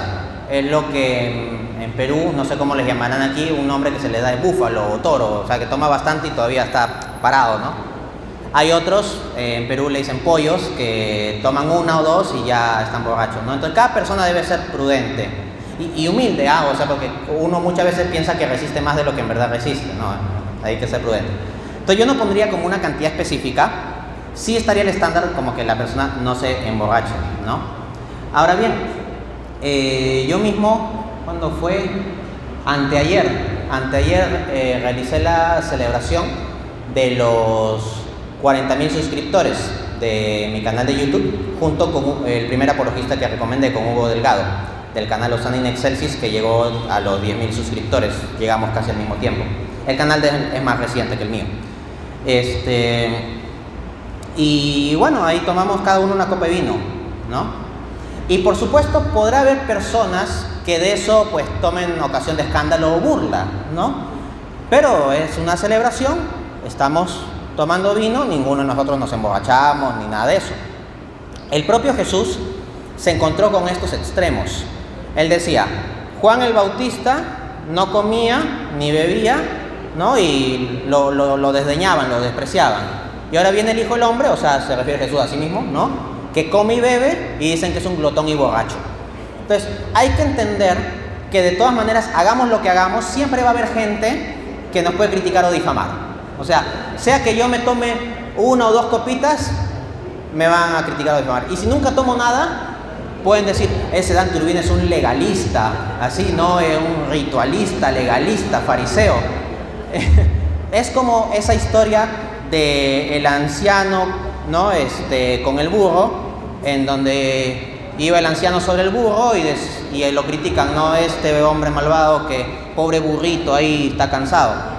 Luego el anciano se baja del burro y se burla, ¿no? Jaja, qué tonto, ¿no? Que teniendo un burro no lo monta, ¿no? Y a final de cuentas termina el anciano cargando el burro, ¿no? Y de nuevo las burlas, ¿no? Qué tonto que está cargando el burro. Entonces, en primer lugar, siempre va a haber gente que nos critique o que nos vea mal, pero ya serán excusas, pero no razones. Razones serán cuando nos vean borracho, por ejemplo, ¿no? Entonces, el ser o mal católico en términos de eso de la bebida es una cuestión prudencial. Hay personas para las cuales lo más prudente puede ser no beber nada. Por ejemplo, alguien que ha sido alcohólico puede tomar una gota de vino y recaer. Entonces, para esa persona lo más prudente es no beber nada. Entonces, tener criterio, simplemente.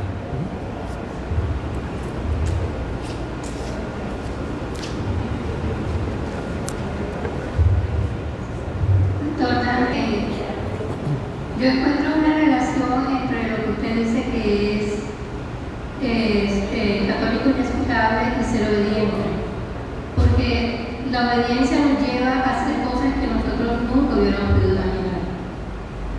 Y con respecto a la relación de los más católicos, yo me encuentro tal vez en la ignorancia, porque aún leyendo la palabra, encuentro razones para todavía sentirme ignorante, porque el Espíritu Santo ha abierto una puerta inexplicable para mí, en la que ya yo me encontré como en un vacío, en la que no encuentro explicación a lo que pueda estar pasando.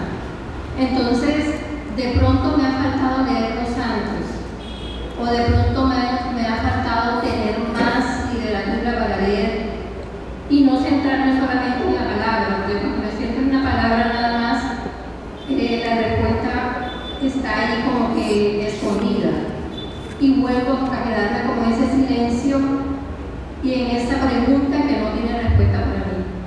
Indudablemente sé que Dios está actuando en mí y sé que Él está haciendo una obra, pero yo sigo con esa duda.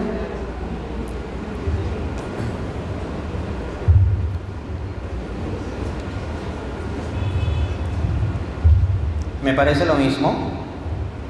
Me parece que Dios está actuando en usted, que Dios está haciendo una obra, y en medio del avance de esa obra parece que usted se encontró con cierto límite. Así como cuando se realizan perforaciones en tierra y se encuentra como una piedrota que pone como un límite. Y esa obra de Dios hay que seguirla haciendo. Entonces tiene que seguir avanzando. Pero parece que aplicando el mismo método ya como que ya no se está avanzando mucho. Claro. Miren, si Jesús hubiese subido al cielo, o sea, bajo esta mentalidad no biblista o demasiado bibliocéntrica, Jesús ascendiendo al cielo hubiera dicho, id por todo el mundo y repartid Biblias, ¿no? y hubiera hecho llover un montón de Biblias, ¿no? Lo tapaba la nube y llovía un montón de Biblias y los apóstoles lo recogían y tenían que salir a repartir Biblias, y ya no era necesaria la iglesia, sino que a cada persona individual se le diese una Biblia y cada persona individual con su Biblia leía y avanzaba en su vida espiritual. Ciertamente es necesario para que nosotros como católicos conocer las Escrituras, lo he apuntado en el primer punto, ¿no? Sin embargo, la Escritura no viene como un manual de doctrina. No es que la Biblia diga doctrina 1, definición, ¿no? Respuesta a objeciones y dudas, ¿no? Doctrina 2. La Biblia no viene como un manual. La Biblia no es un libro, es un conjunto de libros escritos por distintas personas en distintas épocas y con distintos géneros literarios. Tú no puedes leer el libro Apocalipsis bajo el mismo enfoque de interpretación literaria que cuando lees el Evangelio de Lucas, por ejemplo. Hay distinciones, hay detalles.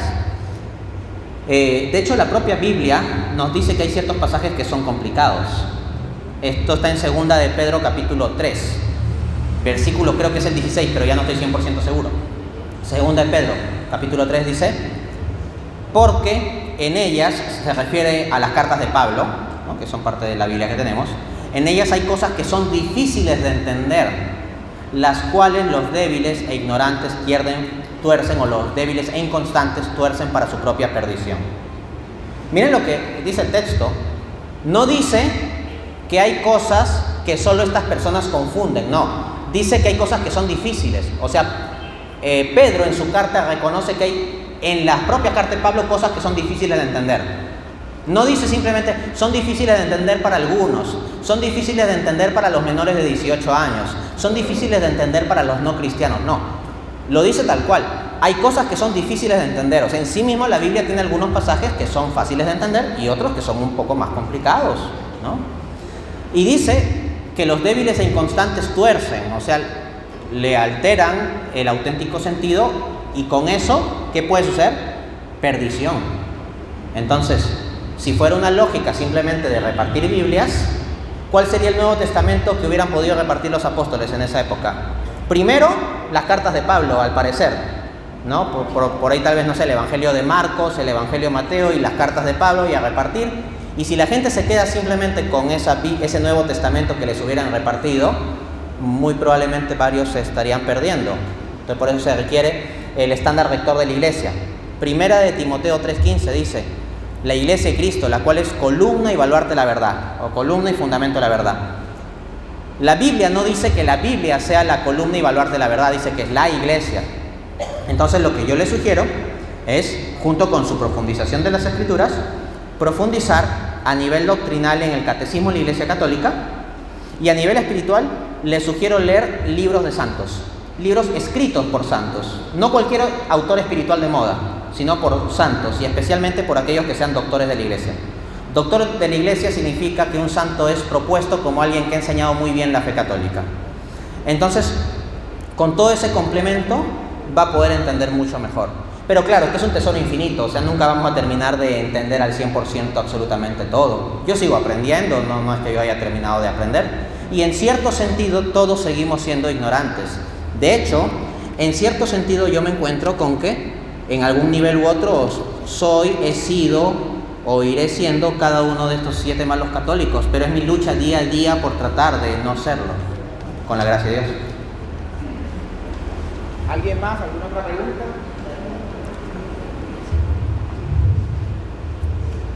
Gracias. Doctor Dante, ¿cómo vivir esos momentos en la vida de un católico que se llama noche oscura o desierto?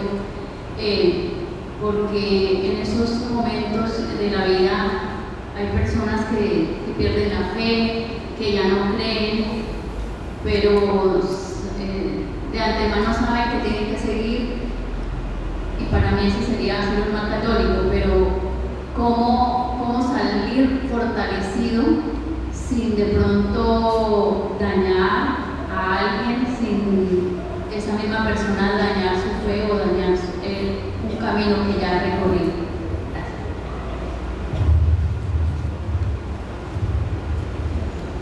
En primer lugar, parte de la solución ya está en la pregunta: entender que esto existe. La locura Yo lo entendería ahorita en términos de sequedad espiritual. Se puede entender en distintos niveles, ¿no? Porque también hay experiencias místicas de noche oscura muy elevadas, como de las que habla San Juan de la Cruz, y eso puede suceder a algunas personas. Pero cuando hablamos de un proceso que análogamente podríamos llamar noche oscura, pero donde la persona está en riesgo de perder la fe, normalmente se identificaría con periodos de desierto o de sequedad dentro de, digamos, estas tipologías. Sí. Desolación. ¿Ah? Tiempo de desolación. Eso. Sí, lo que los maestros espirituales llaman la consolación y la desolación, ¿no? Por ejemplo, San Ignacio de Loyola. San Ignacio de Loyola habla de la desolación espiritual, del desierto, de la sequedad. Yo lo entendería por ahí, ¿no? Porque ahí es donde la persona se puede encontrar como en riesgo de perder la fe. Entonces, lo primero de la solución, creo, está en la pregunta: reconocer que esto existe y que es una fase de la vida espiritual. Hay personas que comienzan la vida espiritual y sienten muy bonito en su corazón y de repente dejan de sentir y sienten que Dios les ha abandonado, que todo es mentira, que todo es una ilusión, que Dios no existe, etc. Pero cuando uno lee la vida de los santos, yo creo que me he encontrado con el 100% de vidas de santos en que han pasado algún periodo de ese tipo. En diversos momentos, diversas formas, pero no me viene a la mente uno solo que no haya pasado por algo así, ¿no? Fuera tal vez de santos que son santos porque se convirtieron en el último momento de su vida, no sé, como el buen ladrón o algo así, ¿no? Pero los que han llevado un camino espiritual en años han pasado por eso. Y es una fase necesaria. ¿Por qué? Porque en los inicios de la vida espiritual Dios nos regala mucho caramelito, mucho consolación. Precisamente porque somos pequeños y débiles y necesitamos mucho de eso para poder aferrarnos a Dios. Pero para avanzar de verdad en la vida espiritual, el 100% de maestros espirituales coinciden, es un consenso unánime de los santos, en que los sentimientos no son lo más importante. De hecho, que no deberíamos darle mucha importancia. Cuando nuestra espiritualidad está demasiado vinculada a los sentimientos, como suele ser al comienzo, no podemos ir tan profundo. Un verdadero compromiso con Dios debe nacer de la voluntad. Las épocas de sequedad son épocas donde los sentimientos no nos ayudan, nos dan la contra.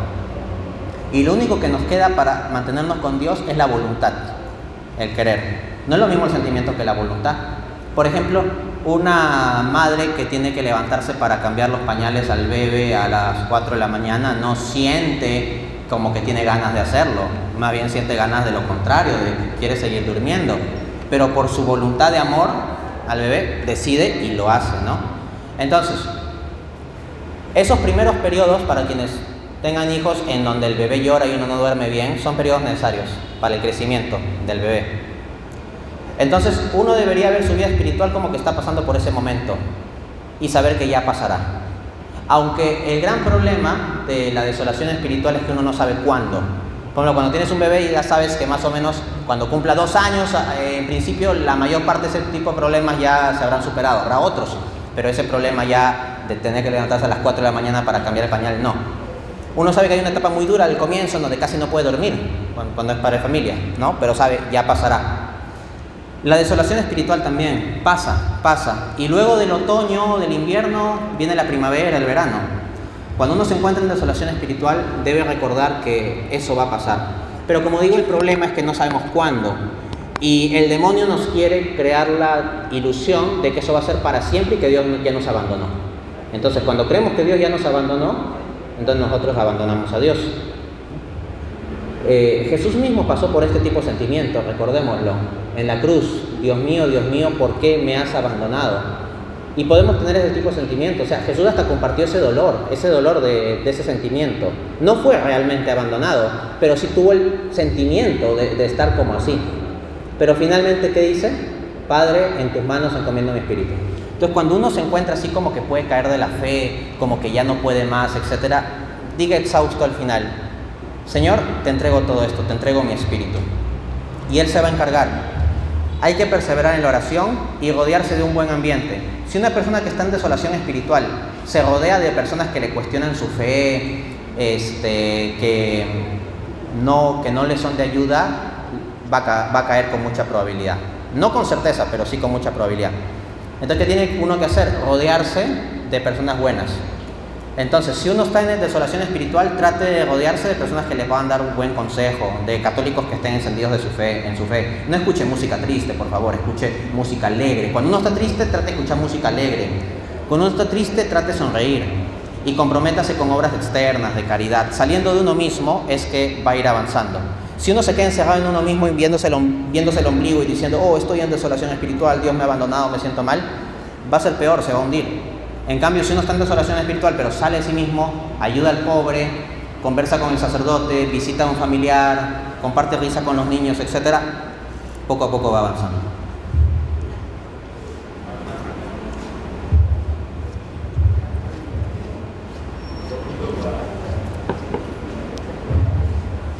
Perdón, para hacer una pequeña anotación allí, me pido perdón a Dante. A raíz de que nombraste la tibieza, para dejar claro esto un poquito en la parte de la espiritualidad, no confundir la tibieza con la desolación, porque una persona en desolación puede estar completamente caliente en la lucha por la misma desolación, esperando eso que tú estabas diciendo, que salió y que lo saque del desierto. Tú puedes caer en ese error de creer que es un equilibrio. No, porque aquí siempre hay que estar. A mí me gusta mucho San Ignacio de Loyola porque ayuda realmente a discernir el mal espíritu que de cualquier modo se mete. Cuando digo mal espíritu es precisamente tentaciones que llegan a la mente para que uno saque conclusiones en contra de Dios o también en contra de nosotros mismos. Es decir, en contra de Dios, porque decíamos que me abandonó, en contra de mí mismo, que soy una porquería, que ya dañando el camino que iba haciendo, para diferenciar la tibieza de la desolación, que como tú dices es necesaria, porque es allí donde realmente se prueba la fe. Si yo soy capaz de esperar a Dios allí en la desolación, porque realmente creo en Dios. Entonces no nos vayamos a confundir en la tibieza, porque una persona que está tibia, precisamente en la desolación, ya no espera que se nos venga.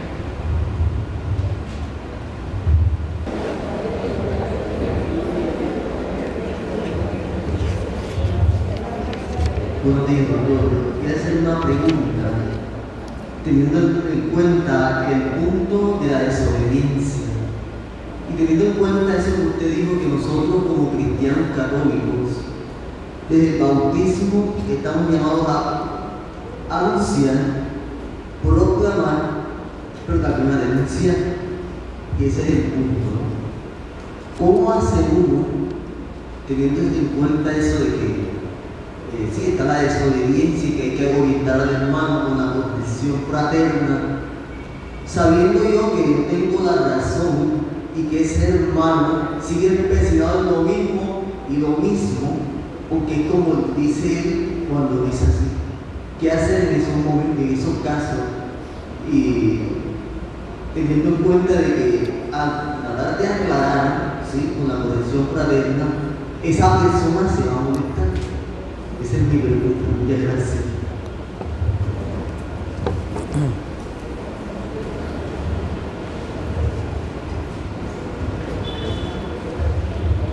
Bueno, en primer lugar, un estándar para hacer corrección no es que la persona no se moleste, porque si no, no podríamos hacer ninguna, prácticamente.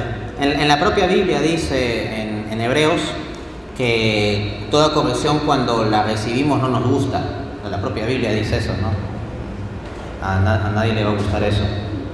Lo puede tomar con humildad, pero que lo tome con gusto es difícil, ¿vale? Dicho eso, el propio Jesús ya respondió al asunto. Esto lo encuentras en Mateo capítulo 18. Mateo 18. Sí, revísalo. Básicamente dice, si tu hermano peca, ¿no?, o peca contra ti, entonces llévalo en privado, o si ves que actúa mal, en pecado, llévalo en privado y háblale. Y si no te escucha, entonces ve con 1 o 2 testigos. Entonces, una primera instancia es hablarle individualmente, corregir a la persona individualmente. La segunda instancia es ya ir con 1 o 2 testigos. Personas prudentes, no cualquier persona, no es por chisme o por hacer más grande el problema, sino las personas que sean más adecuadas para el asunto en cuestión. Y luego dice, y si no los escucha a ellos, díselo a la iglesia. O sea, ya hablamos de la comunidad en la que estamos. Si hablamos de un contexto eclesial, entonces ya es la iglesia, en este caso la parroquia, el obispado, lo que corresponde a la autoridad jerárquica del contexto en el cual uno se encuentra. Y pues la iglesia puede tomar el juicio de separar a esa persona, ¿no? Dice, considérenlo como un pagano o un publicano. Son palabras duras que se pueden entender incluso en términos de excomunión y son palabras salidas de la boca de Jesús. Entonces la metodología que hay que seguir en esos casos es esa, la que establece Jesús en Mateo 18.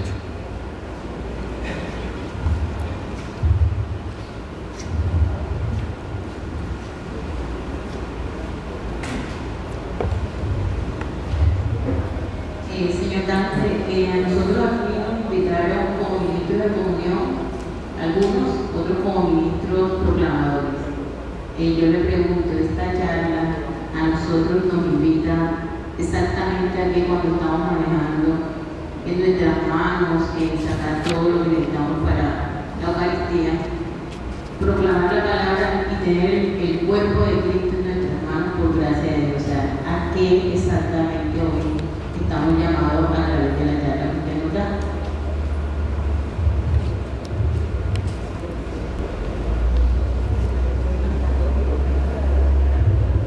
Bien. Bueno, en cada caso personal, cada uno podrá identificar cuáles son los aspectos de esta charla que corresponden a su caso, ¿no? Yo no lo puedo saber con certeza. Tampoco sé con certeza algo que aplique a todos los llamados ministros de la comunión. Aunque sí anoto que, al menos hasta donde yo conozco, pero yo no tengo un conocimiento infinito, el término es ministro extraordinario de la comunión, ¿correcto? Ministro extraordinario. ¿Y qué significa extraordinario? Es fuera del ordinario. O sea, ordinariamente, de forma común, no es lo que se esperaría, ¿no? Entonces, parte de atender a ese estándar es que el ministro extraordinario de comunión es para las situaciones extraordinarias y que se puede requerir para las situaciones extraordinarias. Ahora, ¿cómo juzgamos cuál es una situación extraordinaria? Pues eso depende de la autoridad específica, que sea el párroco, el obispo, etcétera, y obedecer esa disposición, ¿no? Pero en principio eso, que es una situación extraordinaria. Que se califique como situación extraordinaria, que los fieles tengan que esperar, no sé, 10 minutos en lugar de 2 para recibir la Eucaristía, bueno, lo calificará la autoridad legítima, yo no lo soy, ¿no? Pero eso, estamos llamados a la obediencia al magisterio y a la obediencia a nuestras autoridades.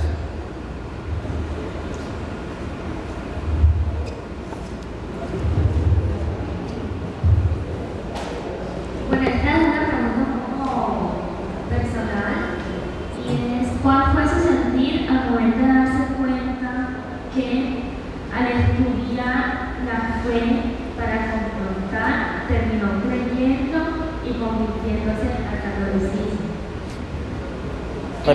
Repítame la parte inicial de la pregunta. ¿Cómo fue su sentir? ¿Cuál fue su sentir? Esto, o sea, haciendo referencia a un punto que usted mencionaba sobre la limpieza.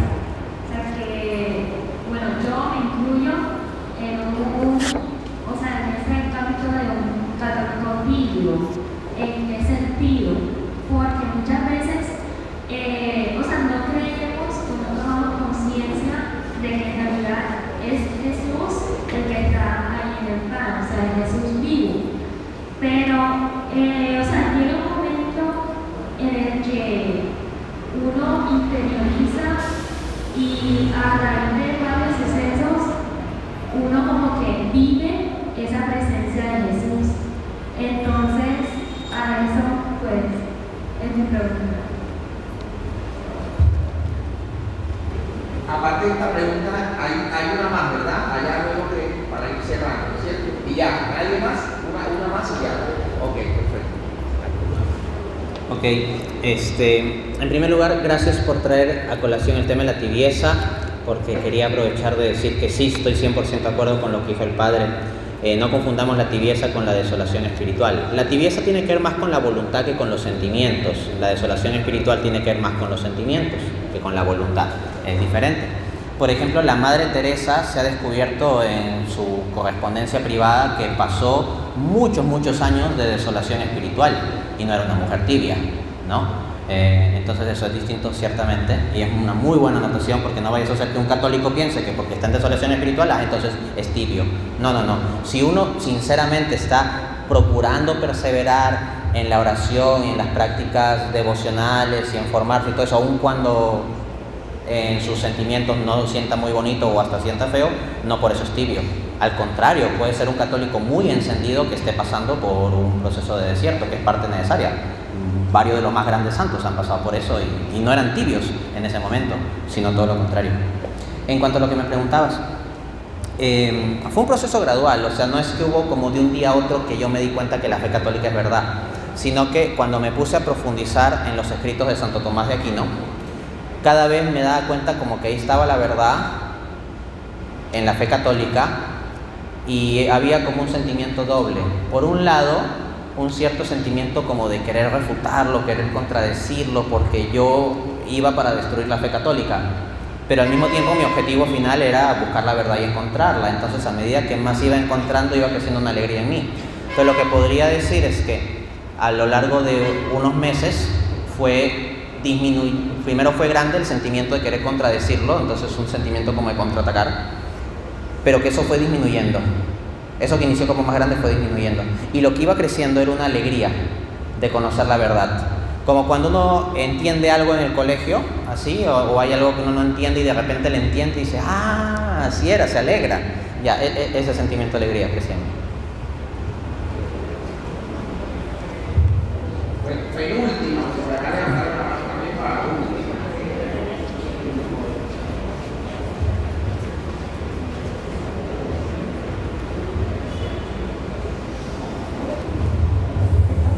Mi pregunta es sobre la desobediencia que aún nosotros, estando preparados, siendo ministros, de comuniones, de lectores, de cualquier otra cosa, siempre estamos en la desobediencia con nuestros sacerdotes y con la iglesia, buscando hacer los ranchos en otras partes y buscando sacerdotes y otras personas que han sido instituidas de la parroquia para hacer cosas que no se pueden, que no se deben. Esa es mi pregunta y mi inquietud.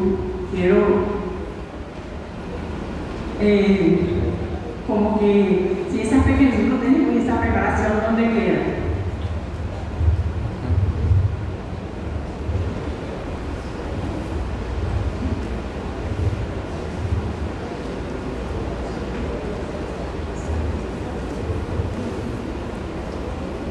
Lo que le entiendo es que se van detrás de otros pastores. Aquí destituyeron a uno y se van detrás de ese pastor. Ok. Aquí el problema no es tanto de intelecto, sino de voluntad. O sea, uno puede tener conocimientos, pero si uno se prefiere a sí mismo y a sus propias ideas, o a aquel líder que pueda corresponder con sus propias ideas, en lugar de la voz de la iglesia, pues ahí tenemos un problema. Jesús dijo en Lucas 16:16, quienes ustedes escuchan, a mí me escuchan, y quienes ustedes rechazan, a mí me rechazan. Y el que a mí me rechaza, rechaza al que me envió. Entonces, Jesús dice eso en un contexto muy especial. Dice en un contexto en que ha escogido a unos 70. Eso no es por azar, sino que Moisés en el Antiguo Testamento escogió a unos 70 hombres y les dio autoridad. Es una estructura jerárquica en el pueblo de Israel, una institucionalización. Entonces, cuando Jesús en Lucas 10, el pasaje es Lucas 10:16. Lucas 10:16, sí. Quienes ustedes escuchan, a mí me escuchan, y quienes ustedes rechazan, a mí me rechazan, y quien a mí me rechaza, rechaza al Padre que me envió. Cuando Él escoge a unos 70, Jesús, como el nuevo Moisés, está reflejando que está escogiendo una estructura en un contexto institucional. Y en ese contexto institucional les da autoridad y dice que si rechazamos eso, si nos vamos por fuera de eso, entonces lo estamos rechazando a Él y rechazando al Padre que le envió. Entonces ahí el problema más que de intelecto es de corazón, de no querer seguir la voz de la iglesia. Ahora bien, uno dirá, bueno, pero eso era Cristo hablando. Sí, pero Cristo dice que esos que hablarán que Él envía es como Él hablando.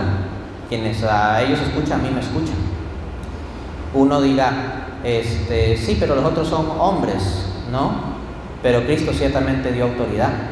También Jesús en Juan 20:22, sopla el Espíritu Santo sobre los apóstoles, reciban el Espíritu Santo. Y luego en Juan 20:23 dice: a quienes ustedes les perdonen los pecados les quedan perdonados, y a quienes se los retengan les quedan retenidos. En Mateo 18:18 da autoridad a los apóstoles para atar y desatar. Esto es para establecer cosas que se pueden hacer o que se prohíben.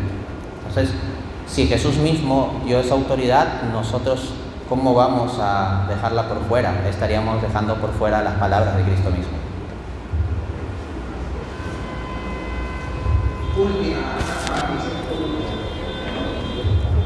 Bueno, primero que todo, gracias por esa buena reflexión. Yo tengo mucha inquietud, pero solamente tengo derecho a uno.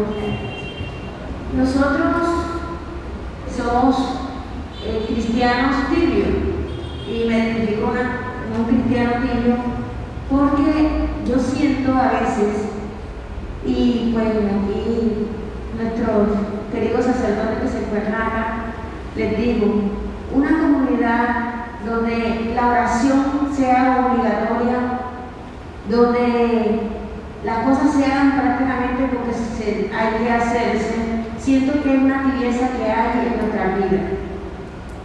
Yo le hago esta pregunta: ¿cómo se maneja en una comunidad, una parroquia, esa parte donde el sacerdote a veces dice, pero levantemos las manos, estamos alabando al Señor, y hay 5 que levantan las manos y hay 2 que están y uno siente que se durmieron o no sé? O sea, y yo siento que la tibieza espiritual se maneja en todos esos extremos, donde como que la persona está allí, pero como que no quiere estar, o sea, es algo, y no es porque uno esté pendiente a quién ora y quién no ora, sino como siente esa resequedad allí, siente ese Espíritu Santo como que se salió corriendo por un lado y nos quedamos solos. Se siente como que la persona a veces transmite el sacerdote. Tenemos una conferencia y uno de la iglesia aquí, se llega aquí como es un sacerdote por allá. Siente uno que los ayunos a veces llegan y a veces la gente olvida y después no le gustó el ayuno que se hizo, qué pasó. O sea, es como si el sacerdote tuviera que estar correteando a cada servidor, a cada iglesia. Entonces, eso siento que es una pieza que se está manejando desde hace mucho y siempre nos ha apoderado de nuestra comunidad, de nuestra iglesia católica. Entonces, no sé, ¿ustedes qué nos aconsejarían eso? ¿Qué podríamos hacer nosotros mexicanos, un alicate, yo no sé?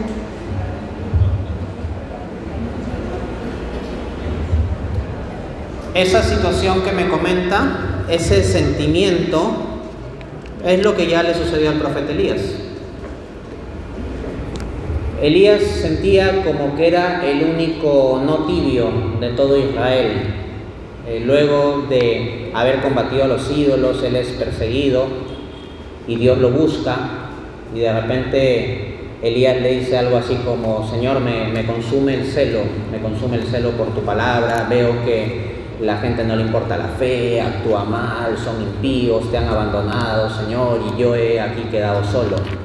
Es un poco como que Elías decía: mira, o sea, todos estos israelitas son tibios y yo soy aquí el único encendido y estoy solo, y me siento muy solo, Señor. ¿Y qué le respondió Dios? Me he reservado un remanente fiel de 7,000 hombres. En la numerología judía, porque esto es parte del entendimiento exegético de las Escrituras, como reconocen múltiples académicos serios, el número 7 representa la perfección y 1000 representa multitud. Entonces, cuando se dice 7,000, es una multitud perfecta, una gran multitud. Entonces, cuando habla de 7,000 hombres, es que Dios se ha reservado un remanente. Entonces, cuando nosotros observemos tanta tibieza en la iglesia y sentimos como que somos muy poquitos, recordemos esas palabras de Dios al profeta Elías, y que recoge el apóstol Pablo, no quedan ahí en el Antiguo Testamento, recoge el apóstol Pablo en Romanos 11, esta idea del remanente fiel. Entonces pensemos, tenemos que ser parte del remanente fiel. Jesús decía: cuando vuelve el Hijo del Hombre, ¿acaso encontrará fe sobre la tierra? O sea, el propio Jesús ya había previsto que a medida que pase el tiempo iba a haber menos fe, menos gente con fe. Entonces, quiero que razonen lo siguiente, y esto es coherente con que la Iglesia Católica es la Iglesia de Cristo. Cristo dijo en el siglo I, vayan y prediquen a todas las naciones, y yo estaré con ustedes todos los días hasta el fin del mundo. Esto significa que la Iglesia de Cristo ha estado predicando a todas las naciones durante 20 siglos, hasta el presente, más o menos. Entonces nosotros debemos esperar que la Iglesia de Cristo, esa iglesia a la que él le habló ese día, tenga un montón de miembros, muchos. Pero al mismo tiempo Jesús, me parece que eso está en Mateo 24, dice, cuando vuelve el Hijo del Hombre, ¿acaso encontrará fe sobre la tierra? Entonces, ¿qué deberíamos esperar? Que de esos muchos de la Iglesia de Cristo, de esa iglesia que fundó Cristo, muchos sean tibios. De acuerdo a la propia información bíblica, debemos esperar que haya muchos, pero que la mayoría de esos sean tibios. Y lo que nosotros debemos hacer es perseverar recordando la promesa de Cristo a los apóstoles. En Juan 16:33, en este mundo pasaréis aflicción, pero no tengáis miedo, pues yo he vencido al mundo. Entonces, cuando nos sintamos poquitos, recordemos, Dios ha vencido al mundo y se ha reservado un remanente fiel, y yo quiero ser parte de ese remanente fiel. Gracias.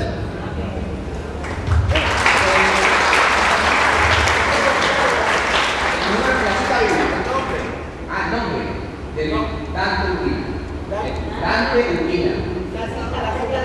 ¿Y la cita es cuál, Dante? ¿La última?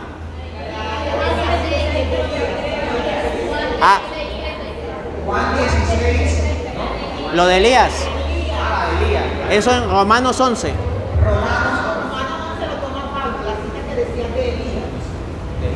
La historia de Elías, no tengo la cita ahorita en la mente, pero la puede encontrar reseñada en Segunda de Reyes. Hay más razón para leer la Biblia. Bueno, ahora sí, la ultimita, nos vamos. Gracias, doctor. Una pregunta. ¿Qué consejo le podríamos dar a aquellos matrimonios en el cual uno de los dos es católico y el otro es protestante o hermano separado? Lo he visto viendo las controversias que ha tenido en su canal, pero nosotros, al ser un poco, como dice, ignorantes en nuestra fe, no podemos confrontar a nuestra pareja porque no tenemos los argumentos suficientes para poder llevarle esta luz y esta verdad. ¿Qué consejo le podríamos dar a estas parejas que uno de los dos es hermano separado y no es católico, para no dejarse vencer y, por no perder la pareja, vaya a esa otra religión, o que se termine separando ese matrimonio por causa de la diferencia de las religiones? Gracias.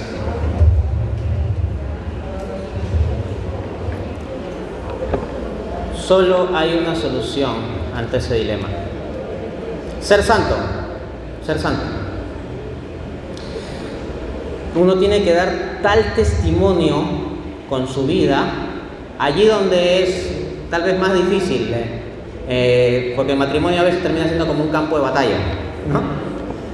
Quienes están casados saben que en ocasiones esto puede suceder, pero dar testimonio con la vida, y cuando hay ocasión de dar con palabras, darlo con palabras. Pero si nosotros tenemos una vida de oración muy profunda y mostramos amor por la Eucaristía, y hablamos de Cristo, y amamos a Cristo, y amamos profundamente a nuestro esposo, nuestra esposa, ¿no? Dependiendo del caso, nos vamos a convertir en algo inexplicable. Eventualmente nuestro esposo o esposa se preguntará: ¿qué hay en él, qué hay en ella que hace que pueda hacer esto?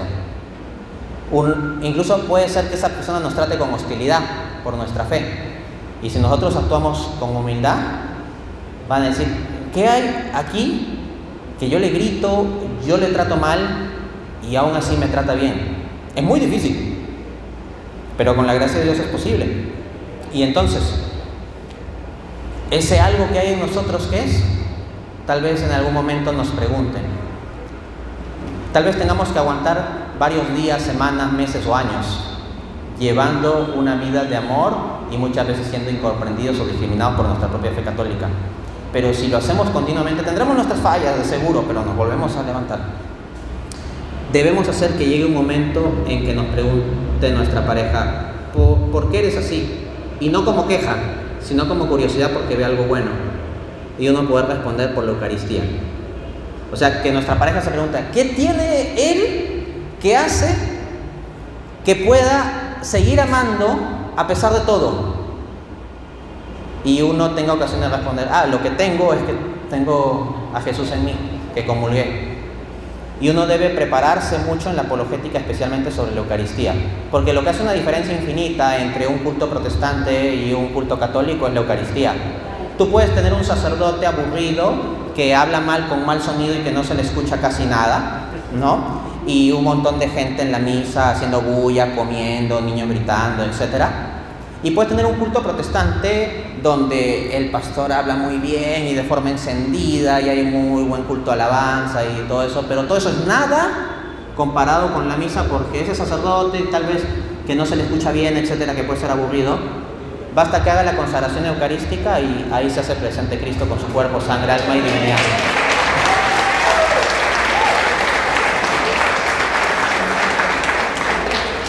Y cuando uno explique toda esa defensa apologética, especialmente de la Eucaristía, y cuando uno con su vida muestre que la Eucaristía transforma, entonces la pareja de uno va a ser